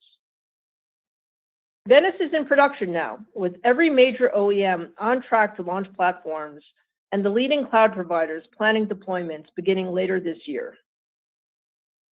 Customer demand for Venice is stronger than for any prior EPYC generation, and we expect to continue growing market share across cloud and enterprise in the coming quarters. Turning to our data center AI business, revenue more than doubled year over year, driven by strong demand for Instinct accelerators. MI355X adoption continued to broaden as leading AI companies scaled deployments across a growing range of inferencing and training workloads, and cloud providers expanded MI350 series availability. At our Advancing AI event, we launched Helios, our rack-scale AI platform combining EPYC Venice CPUs, MI450 series GPUs, Pensando networking, and ROCm software. Across a broad range of inferencing workloads, Helios delivers up to 15% more throughput at the same rack power and up to 30% more tokens per dollar than the competition. Customer pull for Helios is very strong and tracking ahead of our initial forecasts. In addition to our multi-generation gigawatt-scale deployments with OpenAI and Meta, we announced a new strategic partnership with Anthropic. Anthropic will deploy up to 2 gigawatts of MI450 series GPUs in Helios, with deployment of the first gigawatt beginning in the first half of 2027. The partnership includes a multi-year joint engineering collaboration using Claude to optimize workloads for Instinct GPUs and accelerate ROCm software development. We also expanded our long-standing partnership with Microsoft. Microsoft will deploy Helios at scale on Azure for frontier model inferencing across Microsoft, its AI customers, and Azure AI services. Together, these commitments broaden the group of leading AI companies and cloud providers building their next-generation infrastructure on AMD. Helios is now in production, with initial shipments on track to begin later this quarter and ramp through the fourth quarter and into 2027 to meet very strong customer demand. Looking beyond Helios, we plan to launch a new rack-scale AI platform every year, with each generation delivering significant performance, efficiency, and TCO gains. In 2027, our next-generation platform combines MI500 series GPUs, Verano CPUs, and Pensando networking with expanded scale-up domains and both copper and optical-based interconnects. Customer engagement on MI500 is very strong, with multiple customers working closely with us as they plan their next-generation AI infrastructure. We expect MI500 to deliver the largest generational leap in Instinct history, putting us on track to increase inferencing performance more than 2,000 times in just 4 years. Turning to our AI software stack, ROCm has reached an important inflection point with the performance, capabilities, and developer experience customers need to deploy AI in production at scale. The breadth of the ecosystem also continues to expand. More than 3 million models now run out of the box on AMD. The leading open models launch with day zero support for Instinct, and open source contributions to ROCm have increased more than tenfold over the past year. We introduced ROCm.ai, our new AI-assisted development platform for AMD GPUs, last month. ROCm.ai lets developers use today's leading coding agents, including Claude, Codex, and Cursor, to create, port, and optimize code for Instinct, making it significantly faster and easier to bring new models and workloads to AMD. ROCm.ai delivers more than twice the training performance and more than 3 times the inferencing performance of ROCm 7 across a broad range of models. We are also working closely with the leading AI labs, including OpenAI, Anthropic, Meta, and others, to co-optimize ROCm for their models, with the improvements benefiting the entire AMD ecosystem. Taking a step back, the overall data center market opportunity is expanding far more rapidly than we projected just 6 months ago. As AI moves into production across a broader range of applications and workloads, demand for both accelerators and CPUs is growing well above our prior expectations. We now expect the data center AI accelerator market to grow more than 45% annually to approximately $1.4 trillion by 2030. And we expect the server CPU market to grow more than 50% annually to approximately $220 billion by 2030. For AMD, this larger opportunity, combined with the strength of our portfolio and growing customer visibility, is creating a steeper growth trajectory for our data center business. In data center AI, the growing number and scale of Helios and MI450 series Instinct deployments position the business for significant growth in the second half of the year, with growth accelerating in 2027. In server CPUs, with very strong customer demand and improved supply, we now expect server revenue to grow more than 80% year over year in the second half of 2026, and more than 70% for the full year 2027 off a much higher base. Taken together, we now expect data center segment revenue to more than double year over year in 2027. Turning to client and gaming, segment revenue grew 6% year over year to $3.8 billion. In client, revenue increased 23% year over year to $3.1 billion, driven by record mobile processor revenue and continued share gains. Commercial adoption continued to expand in the quarter, with Ryzen Pro sales growing more than 50% year over year as we closed new wins with large healthcare, technology, automotive, and financial services companies.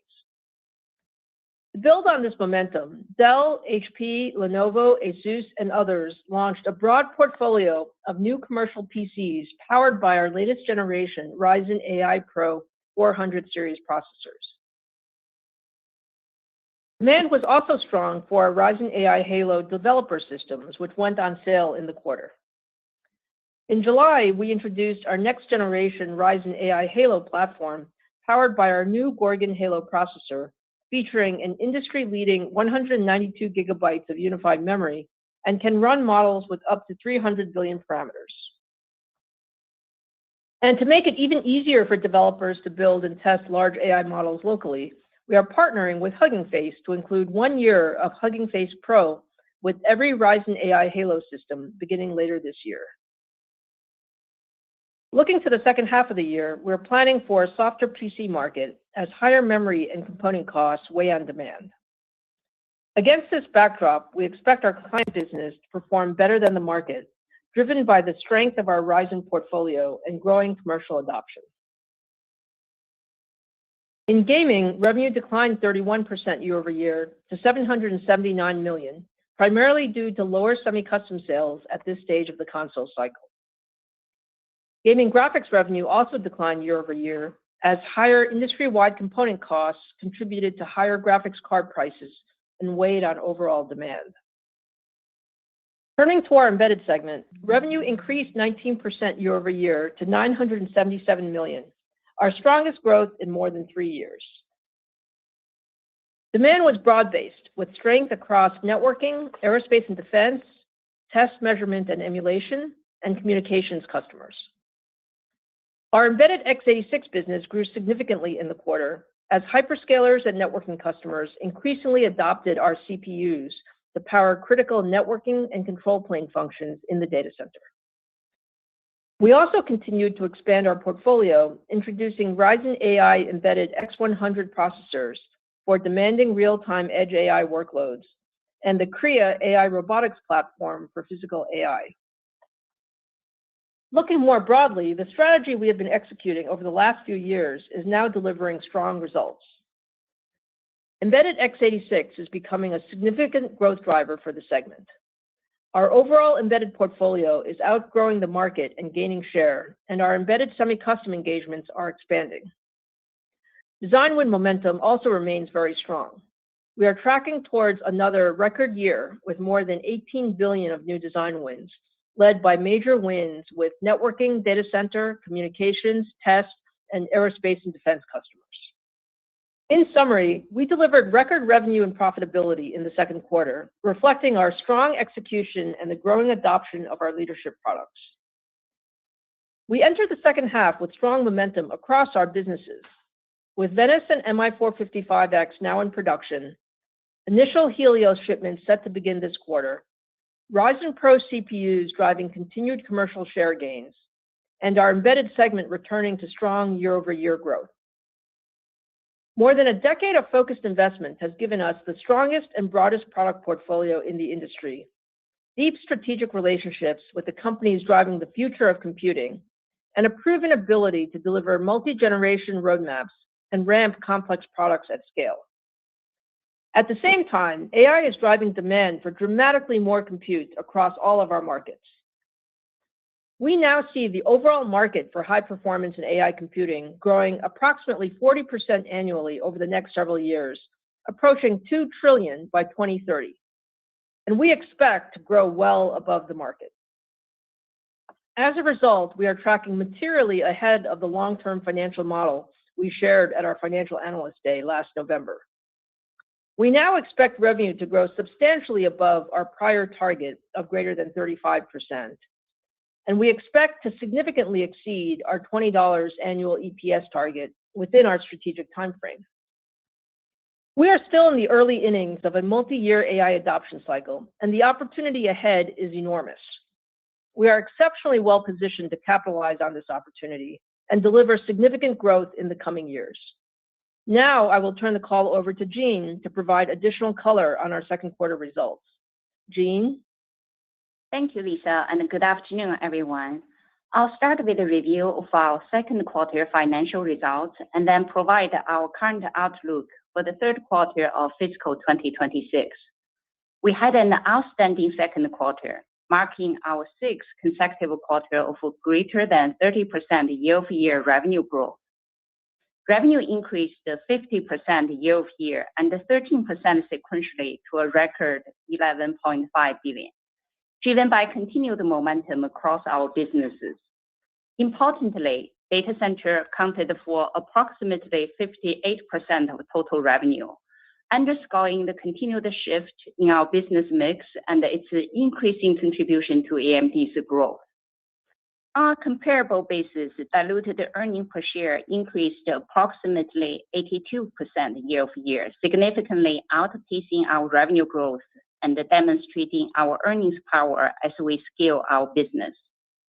Gross margin for the quarter expanded to 56%, up over 200 basis points year-over-year and 80 basis points sequentially, reflecting a favorable product mix and a growing contribution from our data center business.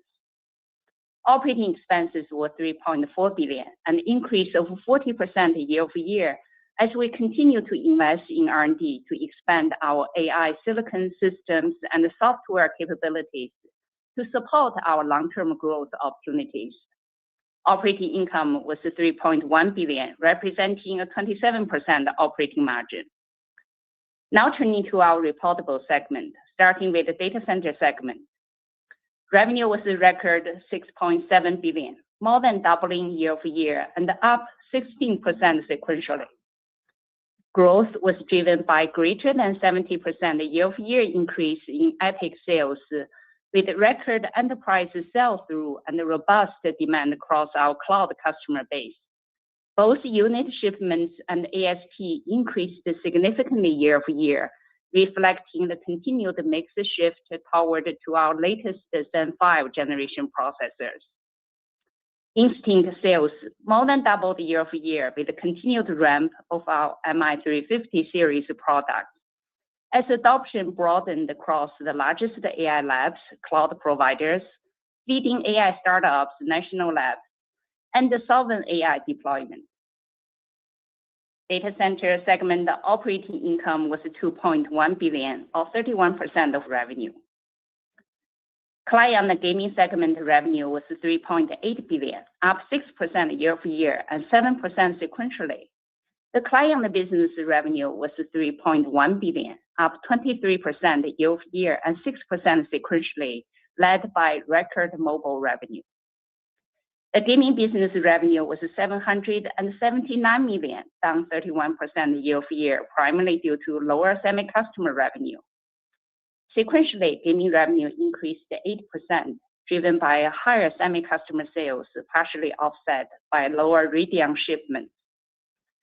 Client gaming segment operating income was $582 million, or 15% of revenue, compared to $767 million, or 21% a year ago, reflecting continued investment in go-to-market activities and an expanding product roadmap. Embedded segment revenue was $977 million, up 19% year-over-year and 12% sequentially, as demand continued to improve across end markets and the new design wins began ramping. Embedded segment operating income was $386 million, or 40% of revenue, compared to $275 million, or 33% a year ago, driven by higher revenue and favorable product mix.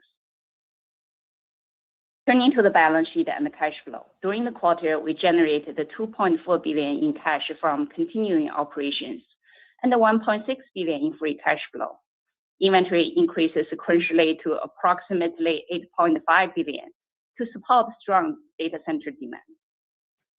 At the end of the quarter, cash equivalents, and short-term investment were $13.1 billion. Now turning to our third quarter 2026 outlook.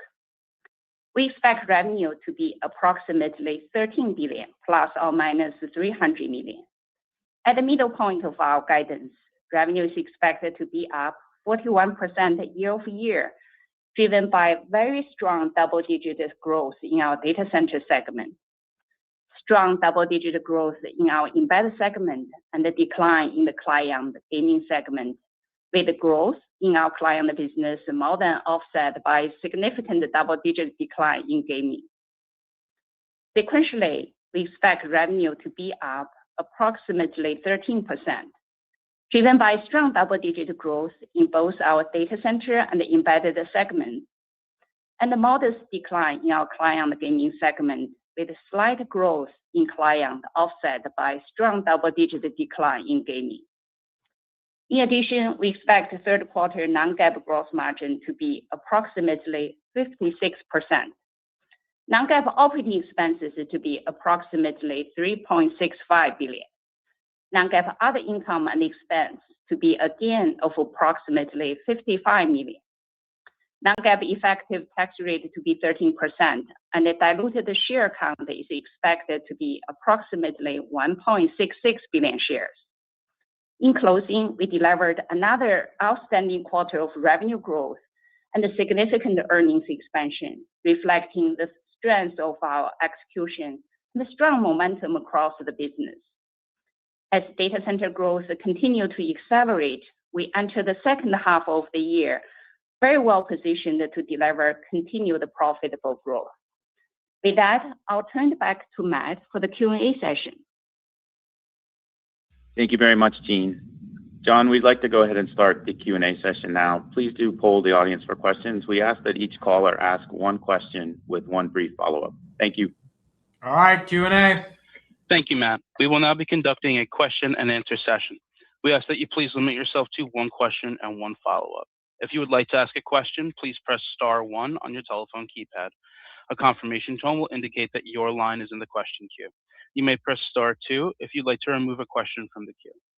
For participants using speaker equipment, it may be necessary to pick up your handset before pressing the star keys. One moment while we poll for questions. And the first question comes from the line of Tom O'Malley with Barclays. Please proceed with your question. Thanks for taking my question. Lisa, you laid out the Analyst Day $1.4 trillion TAM on the accelerator side. You laid out the $220 billion on the CPU side.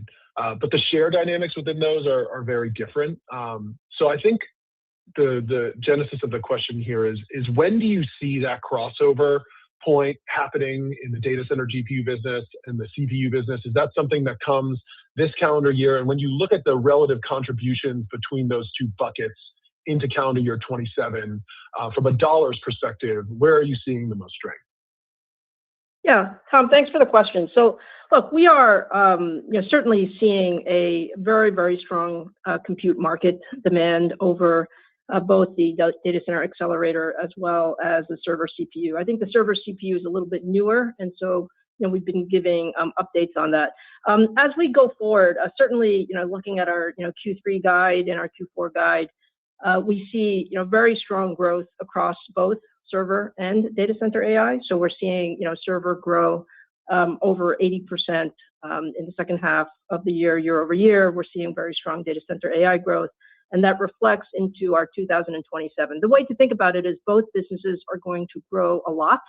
The data center AI TAM is certainly larger, and as a result, as we ramp the large strategic customers that we have on Helios in 2027, you would expect substantial growth in that business in 2027. But both businesses are very significant drivers of our 2027 growth and beyond. And then maybe under that framework, with both growing very strongly into next year, maybe this one's for you, Jean. You obviously have some headwinds on the GPU side as you're ramping Helios, but also on the server processor side, you would imagine that you're getting above corporate gross margins there. Maybe as you look at the trade-offs to gross margins into next year, is one kind of offsetting the other, or could you maybe think that directionally, just given some of the tailwinds you're seeing with pricing, directionally with the mix shift to more CPUs, could you see a tailwind more so than a headwind into calendar year 27? Thank you very much, guys.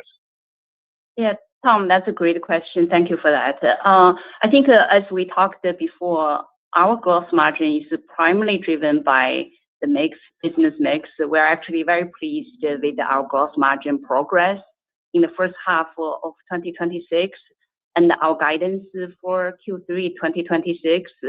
I think the way to think about the 2027 is there are a few puts and takes.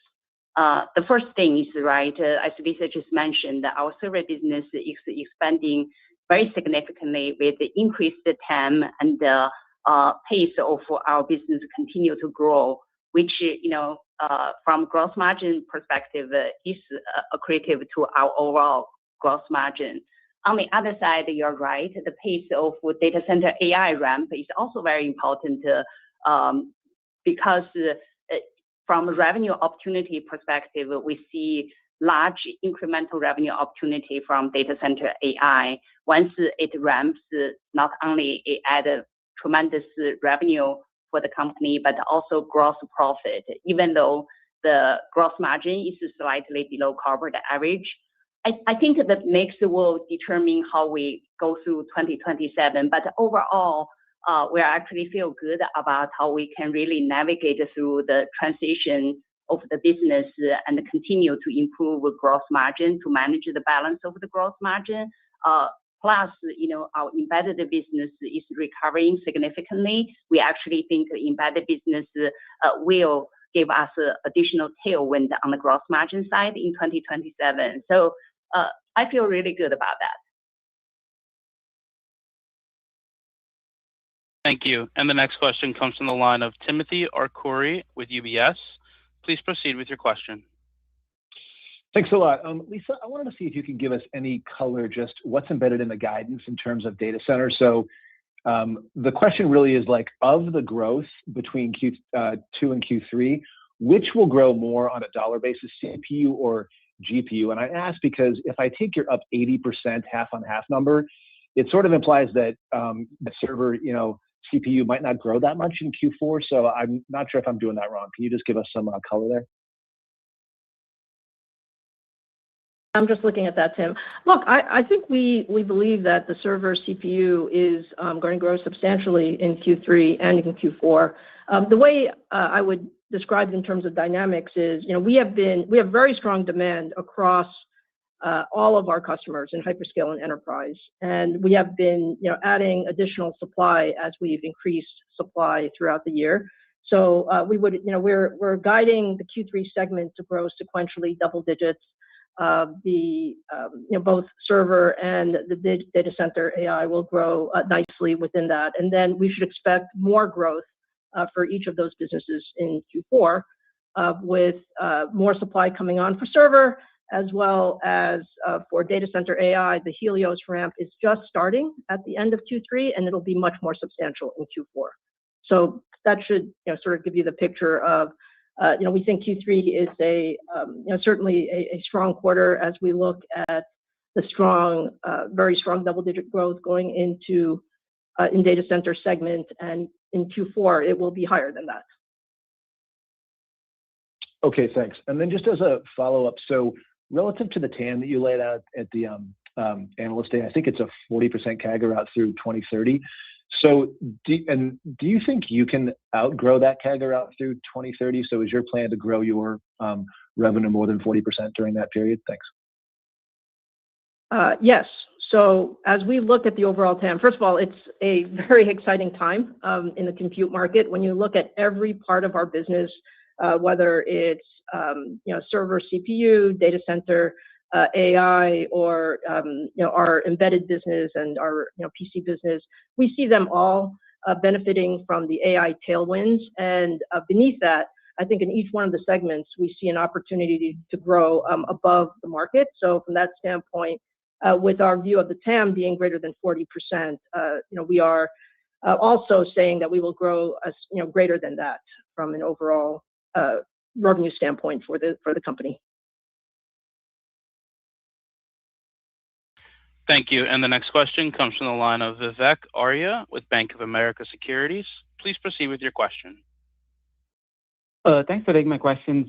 Lisa, I'm curious, with all the announcements that you have made, how many gigawatt of compute does AMD have line of sight into for 2027? And what is AMD's monetization per gigawatt? I think the current assumption from everything you've announced is about 3 gigawatts. And I think from some of the warrant numbers that you had mentioned before, right, it seems to be at least $15 billion per gigawatt. But so I'm just curious if you agree with those views, and then what is the upside or downside to either the gigawatt or the content assumption? Yeah. So Vivek, there are lots of pieces to that question. So maybe let me take them one at a time. From a overall data center standpoint, I think we have given a little bit of color on 2027. We believe that the server CPU portion of our data center business will grow by over 70% year over year off of a higher base. And we believe the overall segment will grow by over 100%, so we'll more than double due to the data center AI ramping. So we do see a very significant ramp into 2027.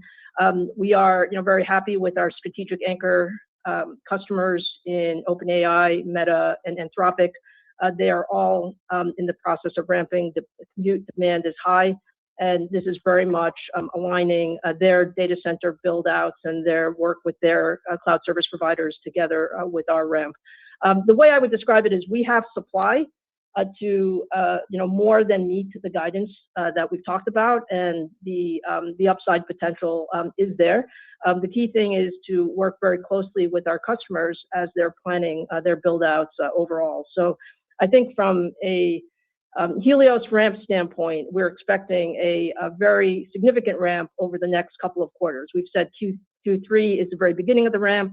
Q4 is a step up, and then Q1 will be a further step up, and we'll ramp as we go through 2027. So hopefully that gives you a little bit of color on how that data center AI will play out. And in terms of the revenue per gigawatt, I think we've said double-digit billions. We're still in that range. I think there's, that looks like that's pretty pretty much where it will be. And the key here will be, continuing to work with our partners as they ramp, because there's a demand for a lot more compute, and we would like to satisfy that demand. Thank you, Lisa. And for my follow-up, a little of a technical question. When we look at the specs of Helios, it has, I think, almost 50% more HBM than the competition. And I think you have always had more HBM in your product. So how much of the benefit is because of having 50% more HBM? And then doesn't that expose AMD more to memory cost inflation? So I'm just curious, how are you ensuring that you're able to maintain margins, right, and get this memory allocation? And I think Jean already suggested you're comfortable with the gross margin range, but I'm curious how much of the benefit is just because of the use of more HBM, and does that still enable you to meet your profitability targets and allocation requirements over time? Thank you. Yeah. So look, Vivek, we're working very, very closely with our memory partners across the board on both our GPU, HBM memory, as well as just the general memory for the systems across our data center business. And what I would say is, we've worked with our memory partners for multiple years to ensure that we have a strong ramp in our business.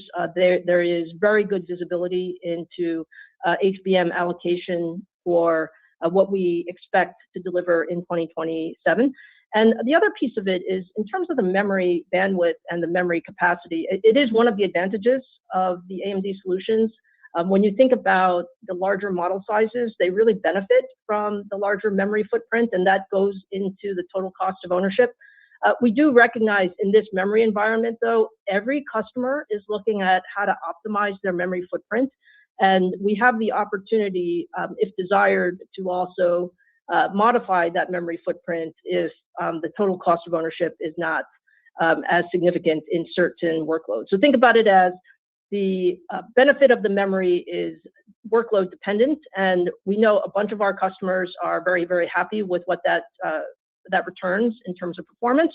But there are some workloads, let's call it medium-sized models, that may not get as much of a benefit, and in that case, we would address the memory footprint as you might expect. Thank you. The next question comes from the line of Joshua Buchalter with TD Cowen. Please proceed with your question. Hey guys, thank you for taking my question and congrats on the very strong results. I wanted to also follow up on the server CPU assumptions for 2027. So it sounds like the supply for that is locked up and you have ability to service higher demand if it continues to track that way. But I guess any help you can give us on sort of the unit and ASP assumptions that are baked in there? Like, I think investors are struggling to model the CPU market overall. So like, how should we think about, I guess, core count growth or whatever is the right proxy as we think about modeling this business? Thank you. Yeah, sure, Josh. So let me maybe start with a little bit of grounding on the growth that we have seen so far. There's certainly both unit and ASP growth. So if you just look at our Q2 performance, when we said we grew over 70% in both cloud and enterprise, we actually had double-digit growth in both units and ASPs, but it was actually more unit. The unit growth was higher. That is very much the nature of our business. I mean, we're seeing just very strong demand from a overall market standpoint. On the ASP growth, we have ASP growth as we go to higher core counts, certainly. But as we go forward, you should expect both unit and ASP growth. And what we have been working on very diligently over the past couple of quarters is, as soon as we saw the significant inflection point in server demand, we've been working across our supply chain. That's wafers, that's back-end capacity, that's substrates, that's all of the components to raise the overall capacity for servers. And we're seeing that play out through this year. That's one of the reasons we can raise the second half guidance. And we're seeing much more capacity coming in line in 2027 that supports the growth that we've been talking about. So you should think about both units and ASP in this framework. Thank you for all the color there. And then Lisa, in your prepared remarks, you mentioned that Helios was ahead of your original forecast. Can we unpack that comment a little bit? Was that a comment on volumes? Was it yields? And if it's yields, how should we think about sort of the first quarter or two of Helios gross margins compared to, as it gets later into its ramp? Should we expect, gross margins to improve as it ramps? Thank you. Yes. So Josh, when I was talking about Helios was ahead of our initial forecast, it was as it relates to the overall volumes. So let's call it the amount of demand there is for Helios in 2027. It's like an outstanding product. So what we're seeing from every one of our customers who's had a chance to not only spend time with Helios, but also spend time in our overall ecosystem, there's a high confidence that Helios will be a great addition to the AI portfolio, particularly around inference. And that was my comment about higher than our initial expectations. As it relates to your comments about yields and performance and what do we expect as we go through the ramp, one would expect that the overall yields will improve as we go through the next few quarters. The starting quarter is this quarter here in Q3, and we will be ramping over the next couple of quarters. And we always would expect that the yields will, continue to improve as we go through the first few quarters, especially on a product like this, which is, highly complex. Thank you. And the next question comes from the line of Aaron Rakers with Wells Fargo. Please proceed with your question. Yeah, thanks for taking the question. As you can imagine, I'll stick with the server piece of the business as well. At your recent event, you highlighted the server market, the new 220 billion TAM that you're throwing out there as kind of in three buckets, right? General purpose, I think you called it or defined it as sandbox servers, and then kind of the AI front end node. So as we think about the growth that you're talking about, I'm wondering if you could help us conceptualize the sizing of those buckets at all, and how big is that kind of middle category, that sandbox AI market, as we think about, growing 80% plus this back half of the year and 70% plus? How big of that opportunity do you see that becoming? Yeah, so Aaron, what I would say is maybe let me start from the endpoint. So when you think about the $220 billion TAM in 2030, we actually see this agentic AI or these agentic sandboxes being the largest piece of the TAM.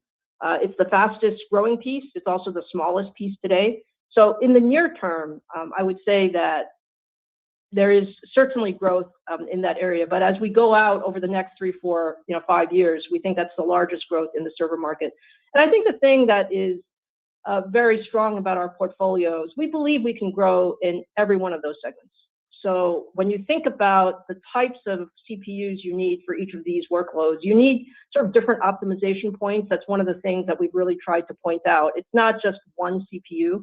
It's actually a real family of CPUs that you need. From our standpoint, Venice is, absolutely leadership in all of the categories. So whether you're talking about per core performance or you're talking about overall socket performance, and that gives us a very strong position across general purpose agentic AI and also the head nodes for the AI accelerator business. So from our standpoint, when we look at our customer traction and our customer momentum going from Turin into Venice, Turin was already extremely widely used, especially amongst the hyperscalers. What we're seeing is when we go into Venice, the workloads actually expand.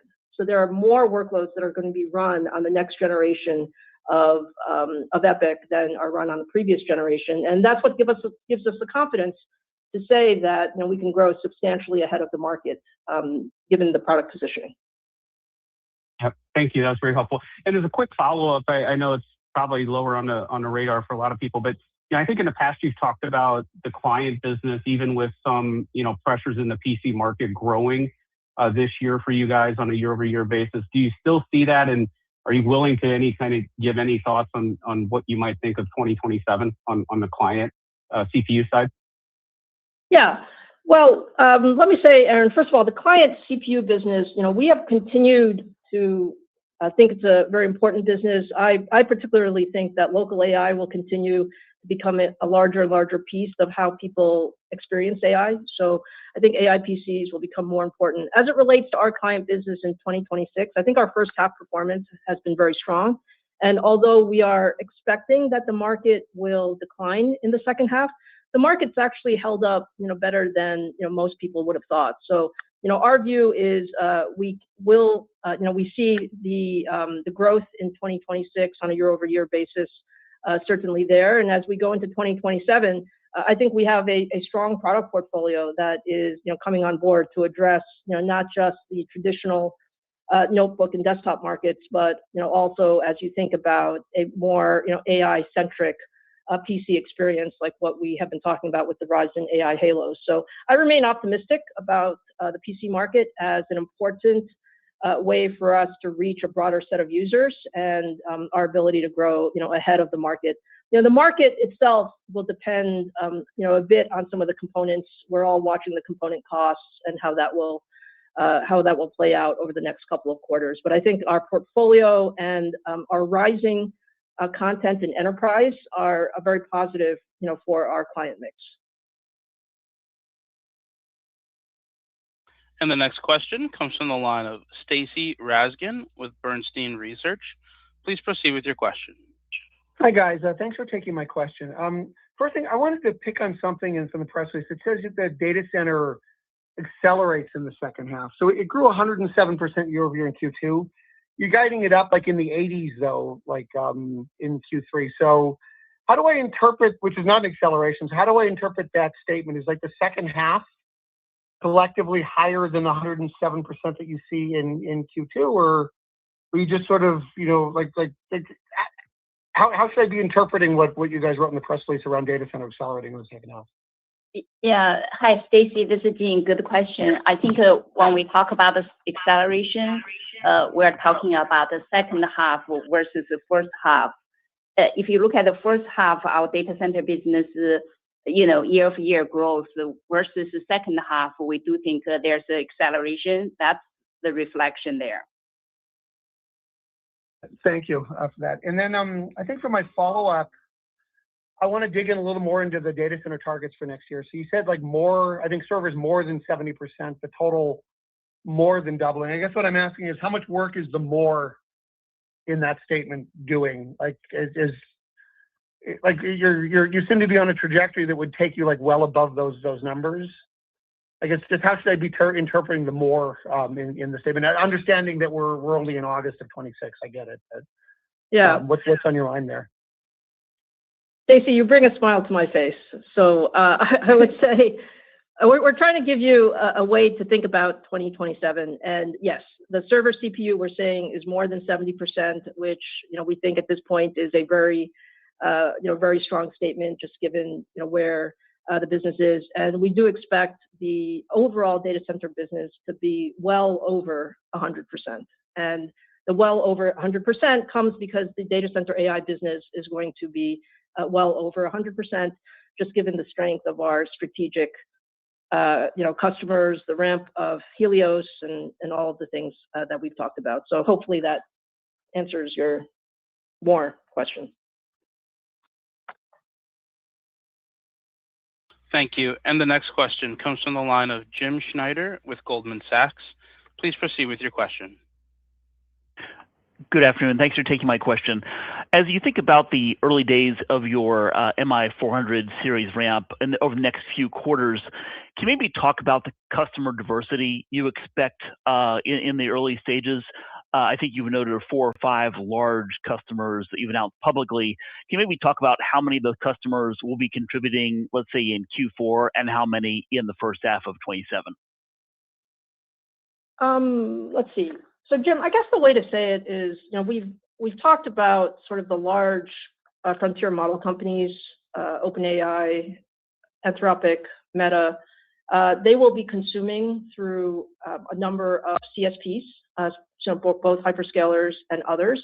So the diversity of the business, and there are additional customers. There are lots of customers who are interested in Helios at, let's call it a more regular scale than gigawatt scale. So I think we'll have a good diversity of customers as we go through the next couple of quarters.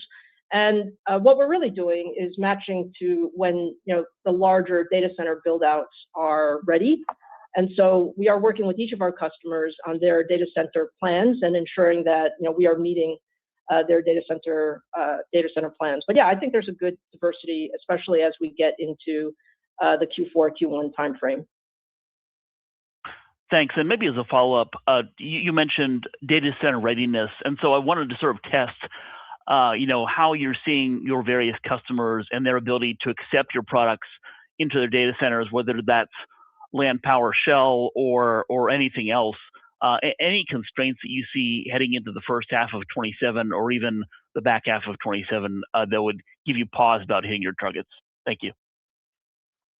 Well, Jim, I don't think we see anything that would give us pause about hitting the targets. I mean, we feel very good about the targets. Now, when you ask me what the range could be, there is a range, and the range will depend on the ability to bring on more capacity in a timely fashion. So the way I view it is we're building sort of the entire supply chain, so ensuring that we have the entire, our silicon, CPU, GPU, networking components that go into it, all of the Helios components. I think we feel very, very good about that part of the supply chain.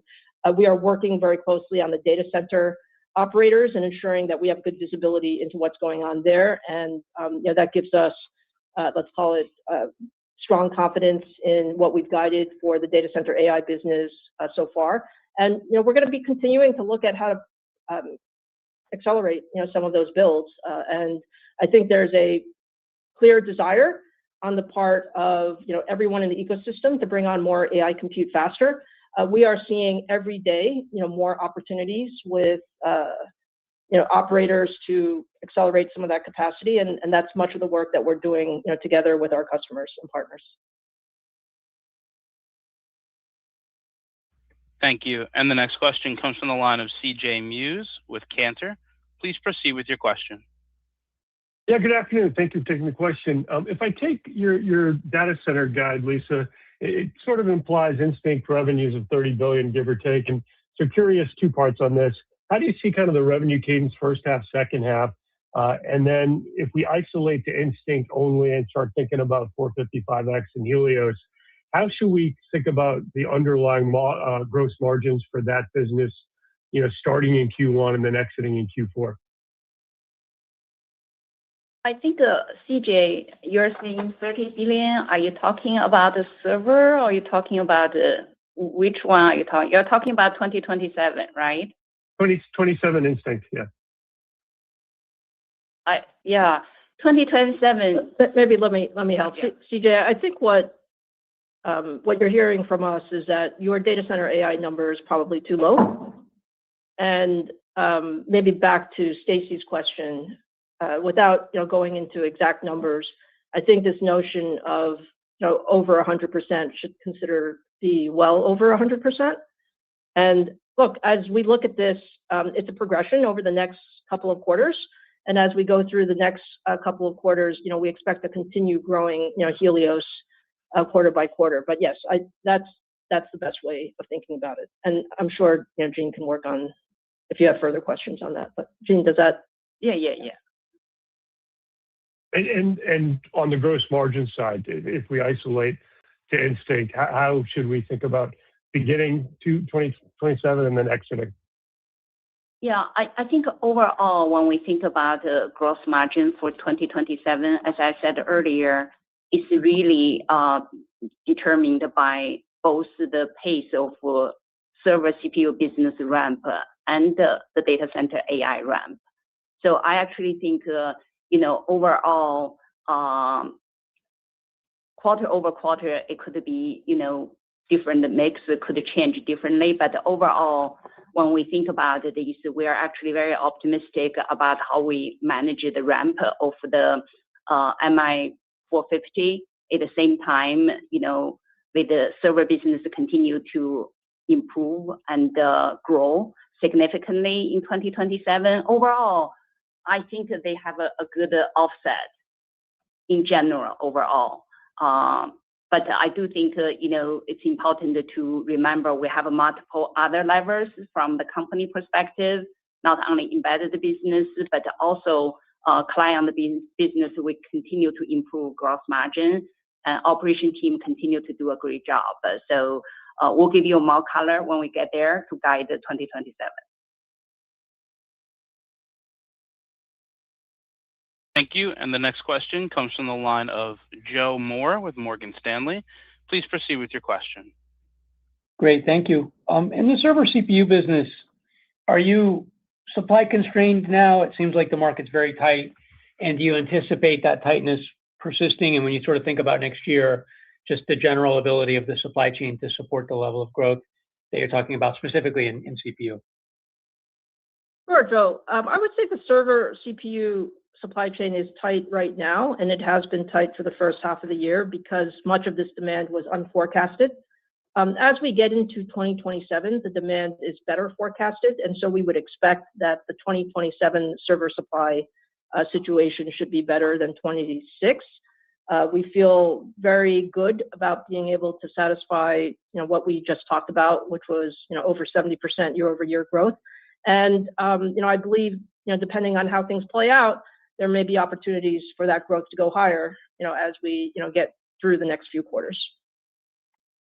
Okay, thank you for that. And is it, you guys are ramping a lot on 2 nanometer, and there's been a lot of focus on 3 nanometer being in short supply. Is that helping, or is it still, challenging to bring up new capacity on the new node that way?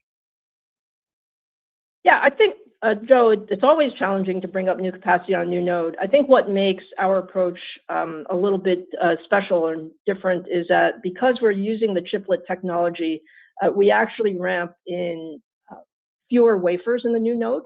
And so that gives us the opportunity to, again, we're working very hard on ensuring that we get the supply necessary to, meet the very strong customer demand. So from my perspective, I think all of that is work that's being done. We're certainly looking at the overall supply chain, not just wafers. So that includes, back-end capacity, packaging capacity, substrates, all of those things. But we feel good about where we are to satisfy both the strong ramp in servers as well as the strong ramp in the data center AI business. Hey, John, I think we have time for one more caller before we close out the call, please. Thank you. Thank you. Our final question comes from the line of Atif Malik with Citi. Please proceed with your question. Hi, thank you for taking my questions. Lisa, you guys announced a partnership with Cerebras at your advanced AI day and on disaggregate compute. Can you talk about just qualitatively how do you expect the sales to grow in the fast inference market this year into next year? Yeah, absolutely. So, I think the inference market overall is growing very substantially over this year into next year. The fast inference in particular is an area which is, let's call it, starting to become more and more relevant. And so with our partnership with Cerebras, I think they have great technology. Together with Helios plus their wafer scale engine, we get a very good solution for customers. And we would expect that solution to start becoming available in Q4 in the Cerebras cloud and extend into 2027. But from our view, this is an important part of the market, and we continue to look at ways to, I would say, customize and optimize our technologies for the various workloads out there. So, we view this as just more of what we do in an open ecosystem. Great. And one for Jean. How should we think about OpEx growth relative to that overall 40% market growth that you talked about in the next few years? Yeah, I think Lisa talked about the TAM growth at 40%, and will be growing faster than TAM. From OpEx perspective, we'll continue to invest given the large opportunities we have ahead of us. But you should expect us to manage this OpEx increase less than the top line revenue growth. That's what our business model is designed for, so we can drive in more operating leverage to deliver earnings per share. That is also consistent with Lisa said, our EPS will be, significantly higher than $20 we outlined at our financial analyst day. Thank you very much for all the analysts and investors that joined our call today. John, you can go ahead and wrap up the call. Thank you. Thank you, ladies and gentlemen. That does conclude. Okay. That was AMD Q2 2026. Stock's down 9%. SpaceX also getting hit. Jose, we'll start with you. Your reaction to the call. Yeah, I mean, I liked it a lot. Lisa Su didn't gave us for 2027, they expect to double data center revenue. So that's that triple digit we were expecting. I don't think the market really listened or cared too much. She also kind of took shots at an analyst when she was saying that your numbers are just too low, right? I mean, semiconductor companies are just waking up winners, it seems. And then the other thing that I really did enjoy is when she talked about the earnings per share projection, which I think we talked about prior to the earnings call. It was $20 earnings per share between the next 3 to 5 years. She says that's exceeding significant. I think she added some other adjective, but it was showcasing that $20 is going to be kind of like a no-brainer within the next 3 years, in my opinion. So overall, still bullish. I mean, I was on X and I saw a lot of people complaining about AMD's growth. And I don't think the growth is the real growth doesn't start till the Helios, and real AMD investors, I think, are expecting that. Right now, we were just expecting maybe some short term from the CPU side, but the Helios rack is the end of Q3, and I mean, for it to double in 2027, I think that's more than I need to hear. Tanner, your thoughts? Yeah, I mean, I thought the call was good. I don't think there was too much there that was negative or called for the stock to be down 10%. We had the CapEx concern and these sort of things, but I think an important part that people need to price in as well is that we're up like 140% year to date. You know, that's an extremely important point. A little bit of drawback on, sell the news is perfectly healthy and doesn't change their outlook in going to achieve those triple digit growths in data center revenue. I think the build out is strong. They're seeing that from their customers, and we're seeing that across many of the semi names. And so I think the call was fine. Yeah. Neil, before you go, I'd say the same thing. I mean, the stock's up a lot year to date, so it felt like maybe the call wasn't that exciting or fun, but it's also not the same stock it was at 300. I thought the answers were answered in a way that you would expect. And even Stacy, who tends to be a bit of a stickler on AMD, Lisa finally said, "Stacy, you make me smile," right? Trying to acknowledge, like, dude, we put up with your shit for a while, but like, here's the response you're looking for. And essentially the response was like, we are going to get to those growth expectations that the market wants. It's just not happening overnight. And the stock has already reflected a lot of that with the 150% year-to-date gain. Neil, your thoughts? Sorry, if I could just butt in real quick. Stacy was on CNBC right before that call even started, and he said he liked the call, he liked the results. So even he didn't have much negativity to bring. Sorry, Neil. No, I agree. I mean, stock is now down 18% from its all-time highs, but still up then over 130% year to date. So again, coming into this earnings report, a lot was priced in. But like Jose said, $20 in earnings, the target, they're going to beat that estimate quite easy. According to them, the revenue growth, they said also substantially above their over 35% target. Then with regards to the data center segment, triple-digit growth, server CPUs, over 80% year-over-year growth in the second half of 2026, and then above 70% growth for the full year of 2027, of course, of a much higher base. So yeah, the growth acceleration is coming, which we talked about it before they reported. It is coming. It is not going to happen in one quarter. It's going to happen over the next 12 plus months.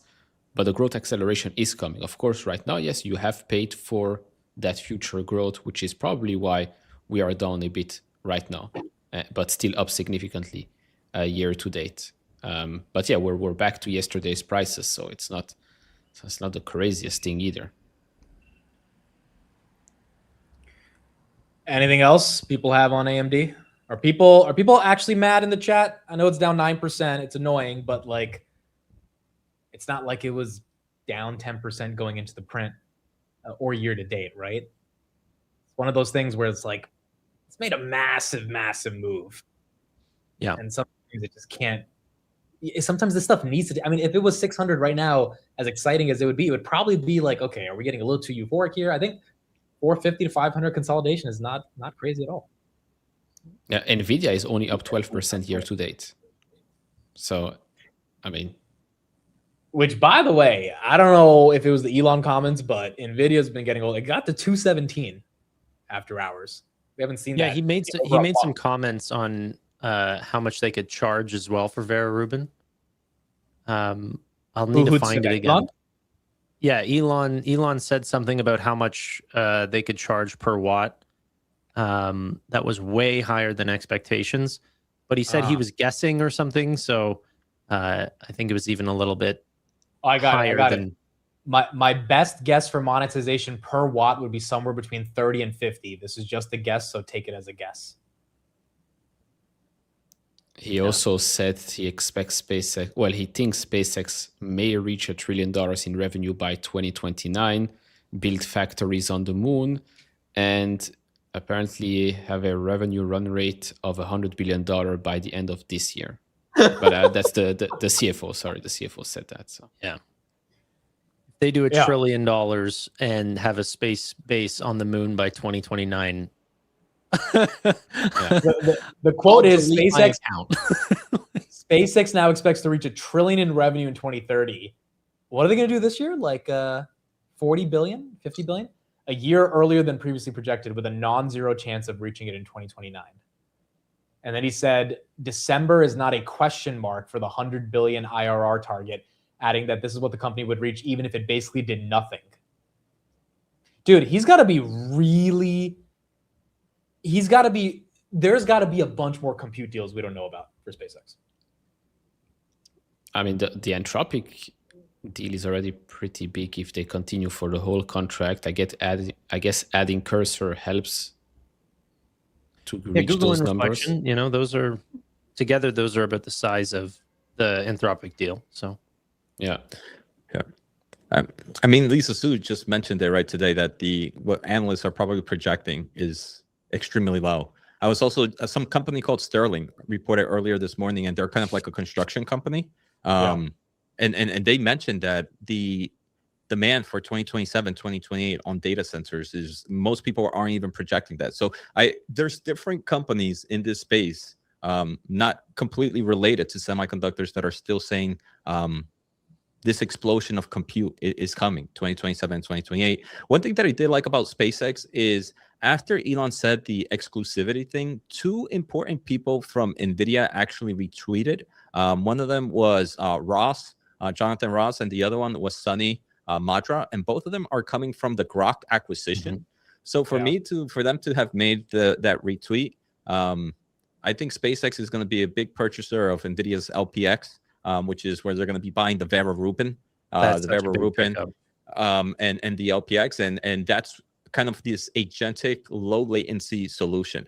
And if Elon is going to be building some massive capacity here, I'm pretty excited about this. Even though I know it's AMD's call, but regardless, this is pretty cool for NVIDIA. Yeah, I didn't see that. That's huge. A lot of talk has been going to the Vera standalone, to Vera Rubin, but there's not been a lot of talk about LPX or LPU. So that could be really big that Jonathan's retweeting that. For the person in the chat who said I'm a SpaceX hater, the estimate for 2027 is 73 billion of revenue. Elon says 2 years after that, we will do $1 trillion. He's talking about 50xing it from here and 10xing it from a high estimate at the end of next year. I don't feel like it's hate to be like, I don't know if that's going to happen, man. And if it does, I feel like it's even more bullish NVIDIA, because you would have to imagine those are going to be compute deals. It can't be Starlink. Like, it can't be fucking Starlink. That's got to be compute. And how many people have that much money to pay him? Like Anthropic, he's not going to ever work with OpenAI unless like there's no one else left, right? He hates them. That's the thing, right? Like, why I'm so heavy on NVIDIA. It's like, if you are a believer in what Elon has to say or anything like this, if you guys know what I did in 2025, rotating Tesla into NVIDIA, but they are going towards the same goal. You're not going to have this Tesla or SpaceX AI goal without selling chips from the largest supplier of GPUs in the world.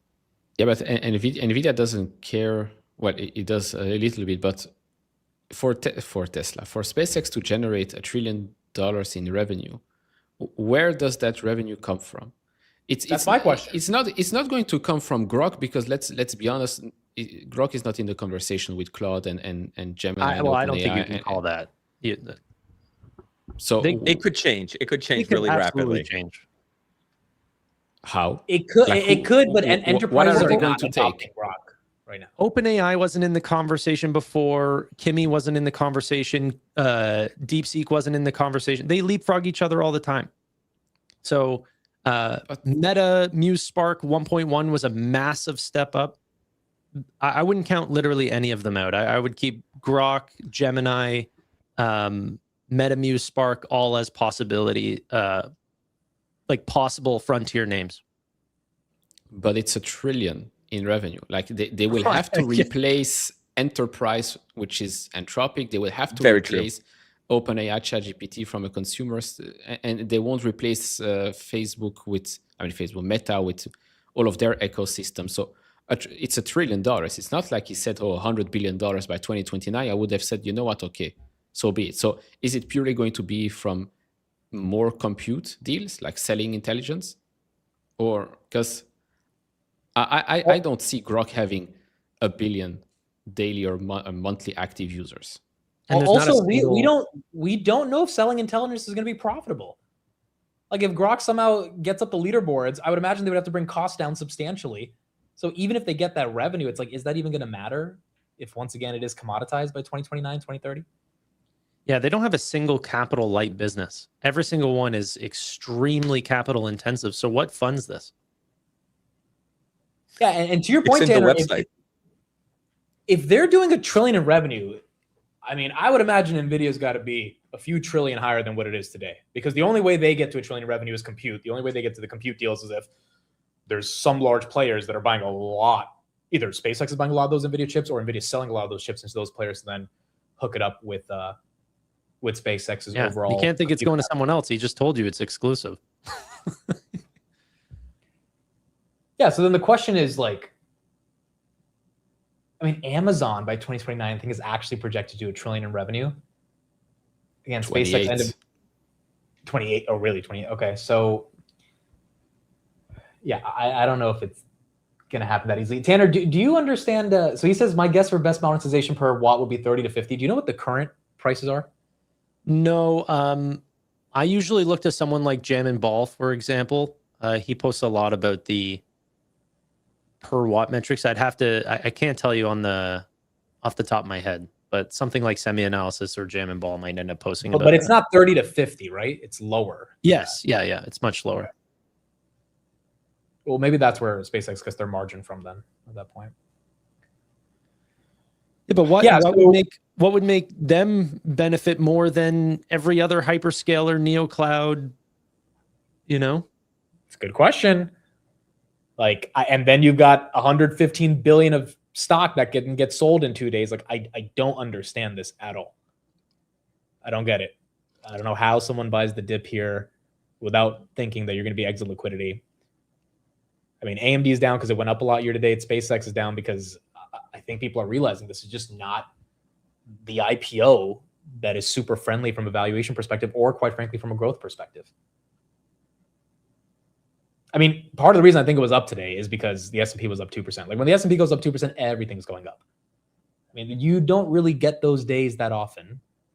So if we have more consolidation, then the market's gonna have to actually judge SpaceX. But definitely SpaceX and AMD gave a little hit to the market after hours in terms of the high beta names, because you know, those are two massive names taking a hit after hours.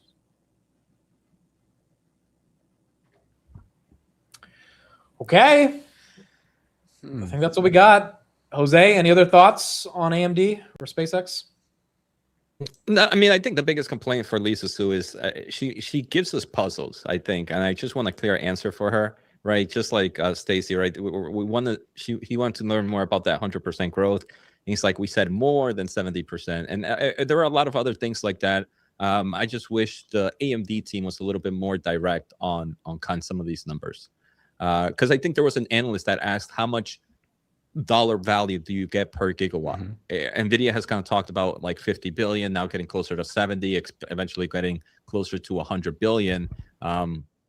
Lisa just gives us a double-digit billion, okay, so somewhere between 10 to 99 billion. Appreciate that clarity. So if there was one major complaint from me, would be that. I wish they would be more straightforward with some of the numbers, or the range not kind of going from the literally bottom to the top. Neil, Tanner, any last thoughts? No. I mean, I did check Zeta in the meantime, like why would the stock be down after so many beats? So from what I understood, it might be driven by organic growth deceleration in the second half of the year, some gross margin compression. And then the forward guidance raise is just them adding the beat that they had in Q2 and the slight beat from the next quarter.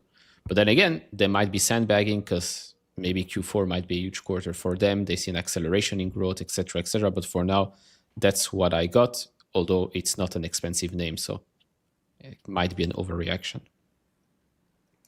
Yeah, we didn't hear much about Zeta. Was that a triple beat or what happened there? It was a triple beat. I'll obviously go through it tonight. One thing that did happen is the algo said they missed on EPS when they didn't. It's like Robinhood said they missed EPS. It sent the notification to everybody. Robinhood does that. I see that here too. That didn't happen. But outside of that, maybe that's not the reason. I mean, the stock was up 7% on the day, so it kind of just gave it back. But what was their EPS? I see on Earnings Hub it says 3 cents versus 15 expected. So I think it was 19 because there's a adjusted and then gap. The EPS was 21. The expected was 19. So 11% beat. But sometimes the websites have it wrong. So I'm looking at a double beat and a raise on guidance. I don't know. I got to listen to the call, see what was said right here. But I mean, it was overall Green Day. It was Green Day yesterday, so you had a lot of names just get a lot of love. And honestly, when AMD and SpaceX go after hours, anything high beta, it's going to take a lot for you to reverse that general market sentiment. Like Arista had a fantastic quarter on every level, and that's why I think that stock's still up 9%, but everything else taking a hit. Zeta was also down about 12%, so now it's down 6%. So you have a little bit of a reversal right there. What kind of music do you listen to on a day like today, Amit? Are you setting up a joke or something? Any Green Day? Sorry. I'm sorry. I'll leave. All right, guys. W's in the chat. W's in the chat. I should play this given you said this. Someone just wrote Indian music. Like, I'm trying to set up a joke here, guys. Like, come on. He's more Canadian than me. He only listens to Drake. Dude, those new 3 albums. Well, have you listened to all 3 albums, the new ones? No, not at all. Wow, hold on. The Drake album came out 3 months ago, and you haven't listened to a single song off all 3. Nope, it's still in the ice for me. And this is supposed to be. You know, Amit, we are 4 here. I am pretty sure out of all 4 of us, you are the only one that have listened to it. No, but Jose? Tanner is from Canada. He claims that he's a Drake fan. He hasn't listened to the new album, 3 of them. You're never getting past this, Tanner. There's no way in hell you're ever. This is the first time I'm hearing that there's 3. You know, yeah, you are a big fan. What do I'm not, I'm not saying I'm a fan. It's just you said there's this artist, his name is Drake, and you explained to me that there was a person named Drake, and I'm like, okay. You don't look like you listen to Drake, so I thought I had to explain it to you. And now you don't even listen to his new songs after 3 months? I think I have more Drake songs than any other artist in my playlist overall. Apparently not any of the new ones. Nope. That's how much of a fan I am. I don't even need that many, all the new songs. Just the old songs I have more than anyone. It's got Kendrick Lamar now at the top of the playlist. Amit loves Drake. He loves Justin Bieber. He's the real Canadian around here. I do love Justin Bieber. I think I am the real Canadian, to be honest. Justin Bieber. Celine Dion? Now we're talking. She's amazing, but Justin Bieber. Okay, so outside of his grinder dates. Go ahead, I have to get the grinder in there. Outside of AMD and what's his name? and SpaceX, this was still a green day. S&P goes greeny green on the S&P. It's those high notes. Tanner, you The can other hit one the is funny. falsetto, too. The bullish one is funny. I laughed while I was listening to the earnings call. The bullish one is fine. I'll play that one. But I've This heard is Tanner do it. Tanner can hit the falsetto just like me. It's my low testosterone. I can get real up there. What's your excuse, Amit? You want to do it for us right now? No, you're putting me on the spot now. Okay, so this is what I wanted to say after the AMD call. What a start. But the stock's not reflecting it. I tweeted under Chad who posted something about Palantir. I think that's bullish.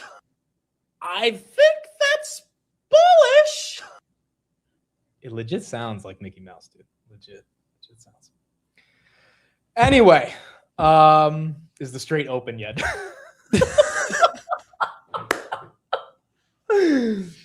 Don't make a straight joke, Tanner. I already know he's thinking of a straight joke. Dude, I know he's thinking of one right now. Yes, I know what Green Day is. Okay, wake me up when September ends. I know Green Day. Anyway, thank you all for joining. Appreciate you all. By the way, I think I might as well announce it right now. But over the upcoming weeks on Wednesday, Tanner, Jose, Neil, and I will, I don't want to say it's a podcast, but it's kind of a podcast. But think of Market Close transitioning into these three guys every Wednesday. So on earnings day is going to be a little different unless we're covering the same earnings. But basically every Wednesday, you'll get all four of us, usually every week. And yeah, we'll be here analyzing markets. So when we don't have earnings, it'll be a lot to discuss. And we've obviously done a lot of streams together. But why is Jose laughing so much, bro? What grinder joke is making you laugh? No, because you said it wasn't a podcast, but then everybody, when you explained it, it was like, sounds like a podcast to me. Because it's a stream. It's not going to be like a separate podcast, but it'll, although Tanner might clip it and turn it into, so yeah, I guess it is going to be a podcast. The point is, every Wednesday, all four of us will be here after market close. Comedy Central. And yeah, we'll talk about the stock market. And all this. Dude, Jose during the streams is just straight reading the chat and laughing. Like complete, like he is not listening to the call. The guy, everybody there is funny. It's hilarious. That is true. I can't believe you guys held it together on Aer Lingus. I lost it. I'm sorry. I looked it up. It's a real airline. They've been around for like 90 years. I had no clue. Jose's like, what the heck is this guy talking about? It's like when we fell asleep during the SpaceX earnings call, they were talking. Yeah, it was during airline. They did a partnership with Aer Lingus.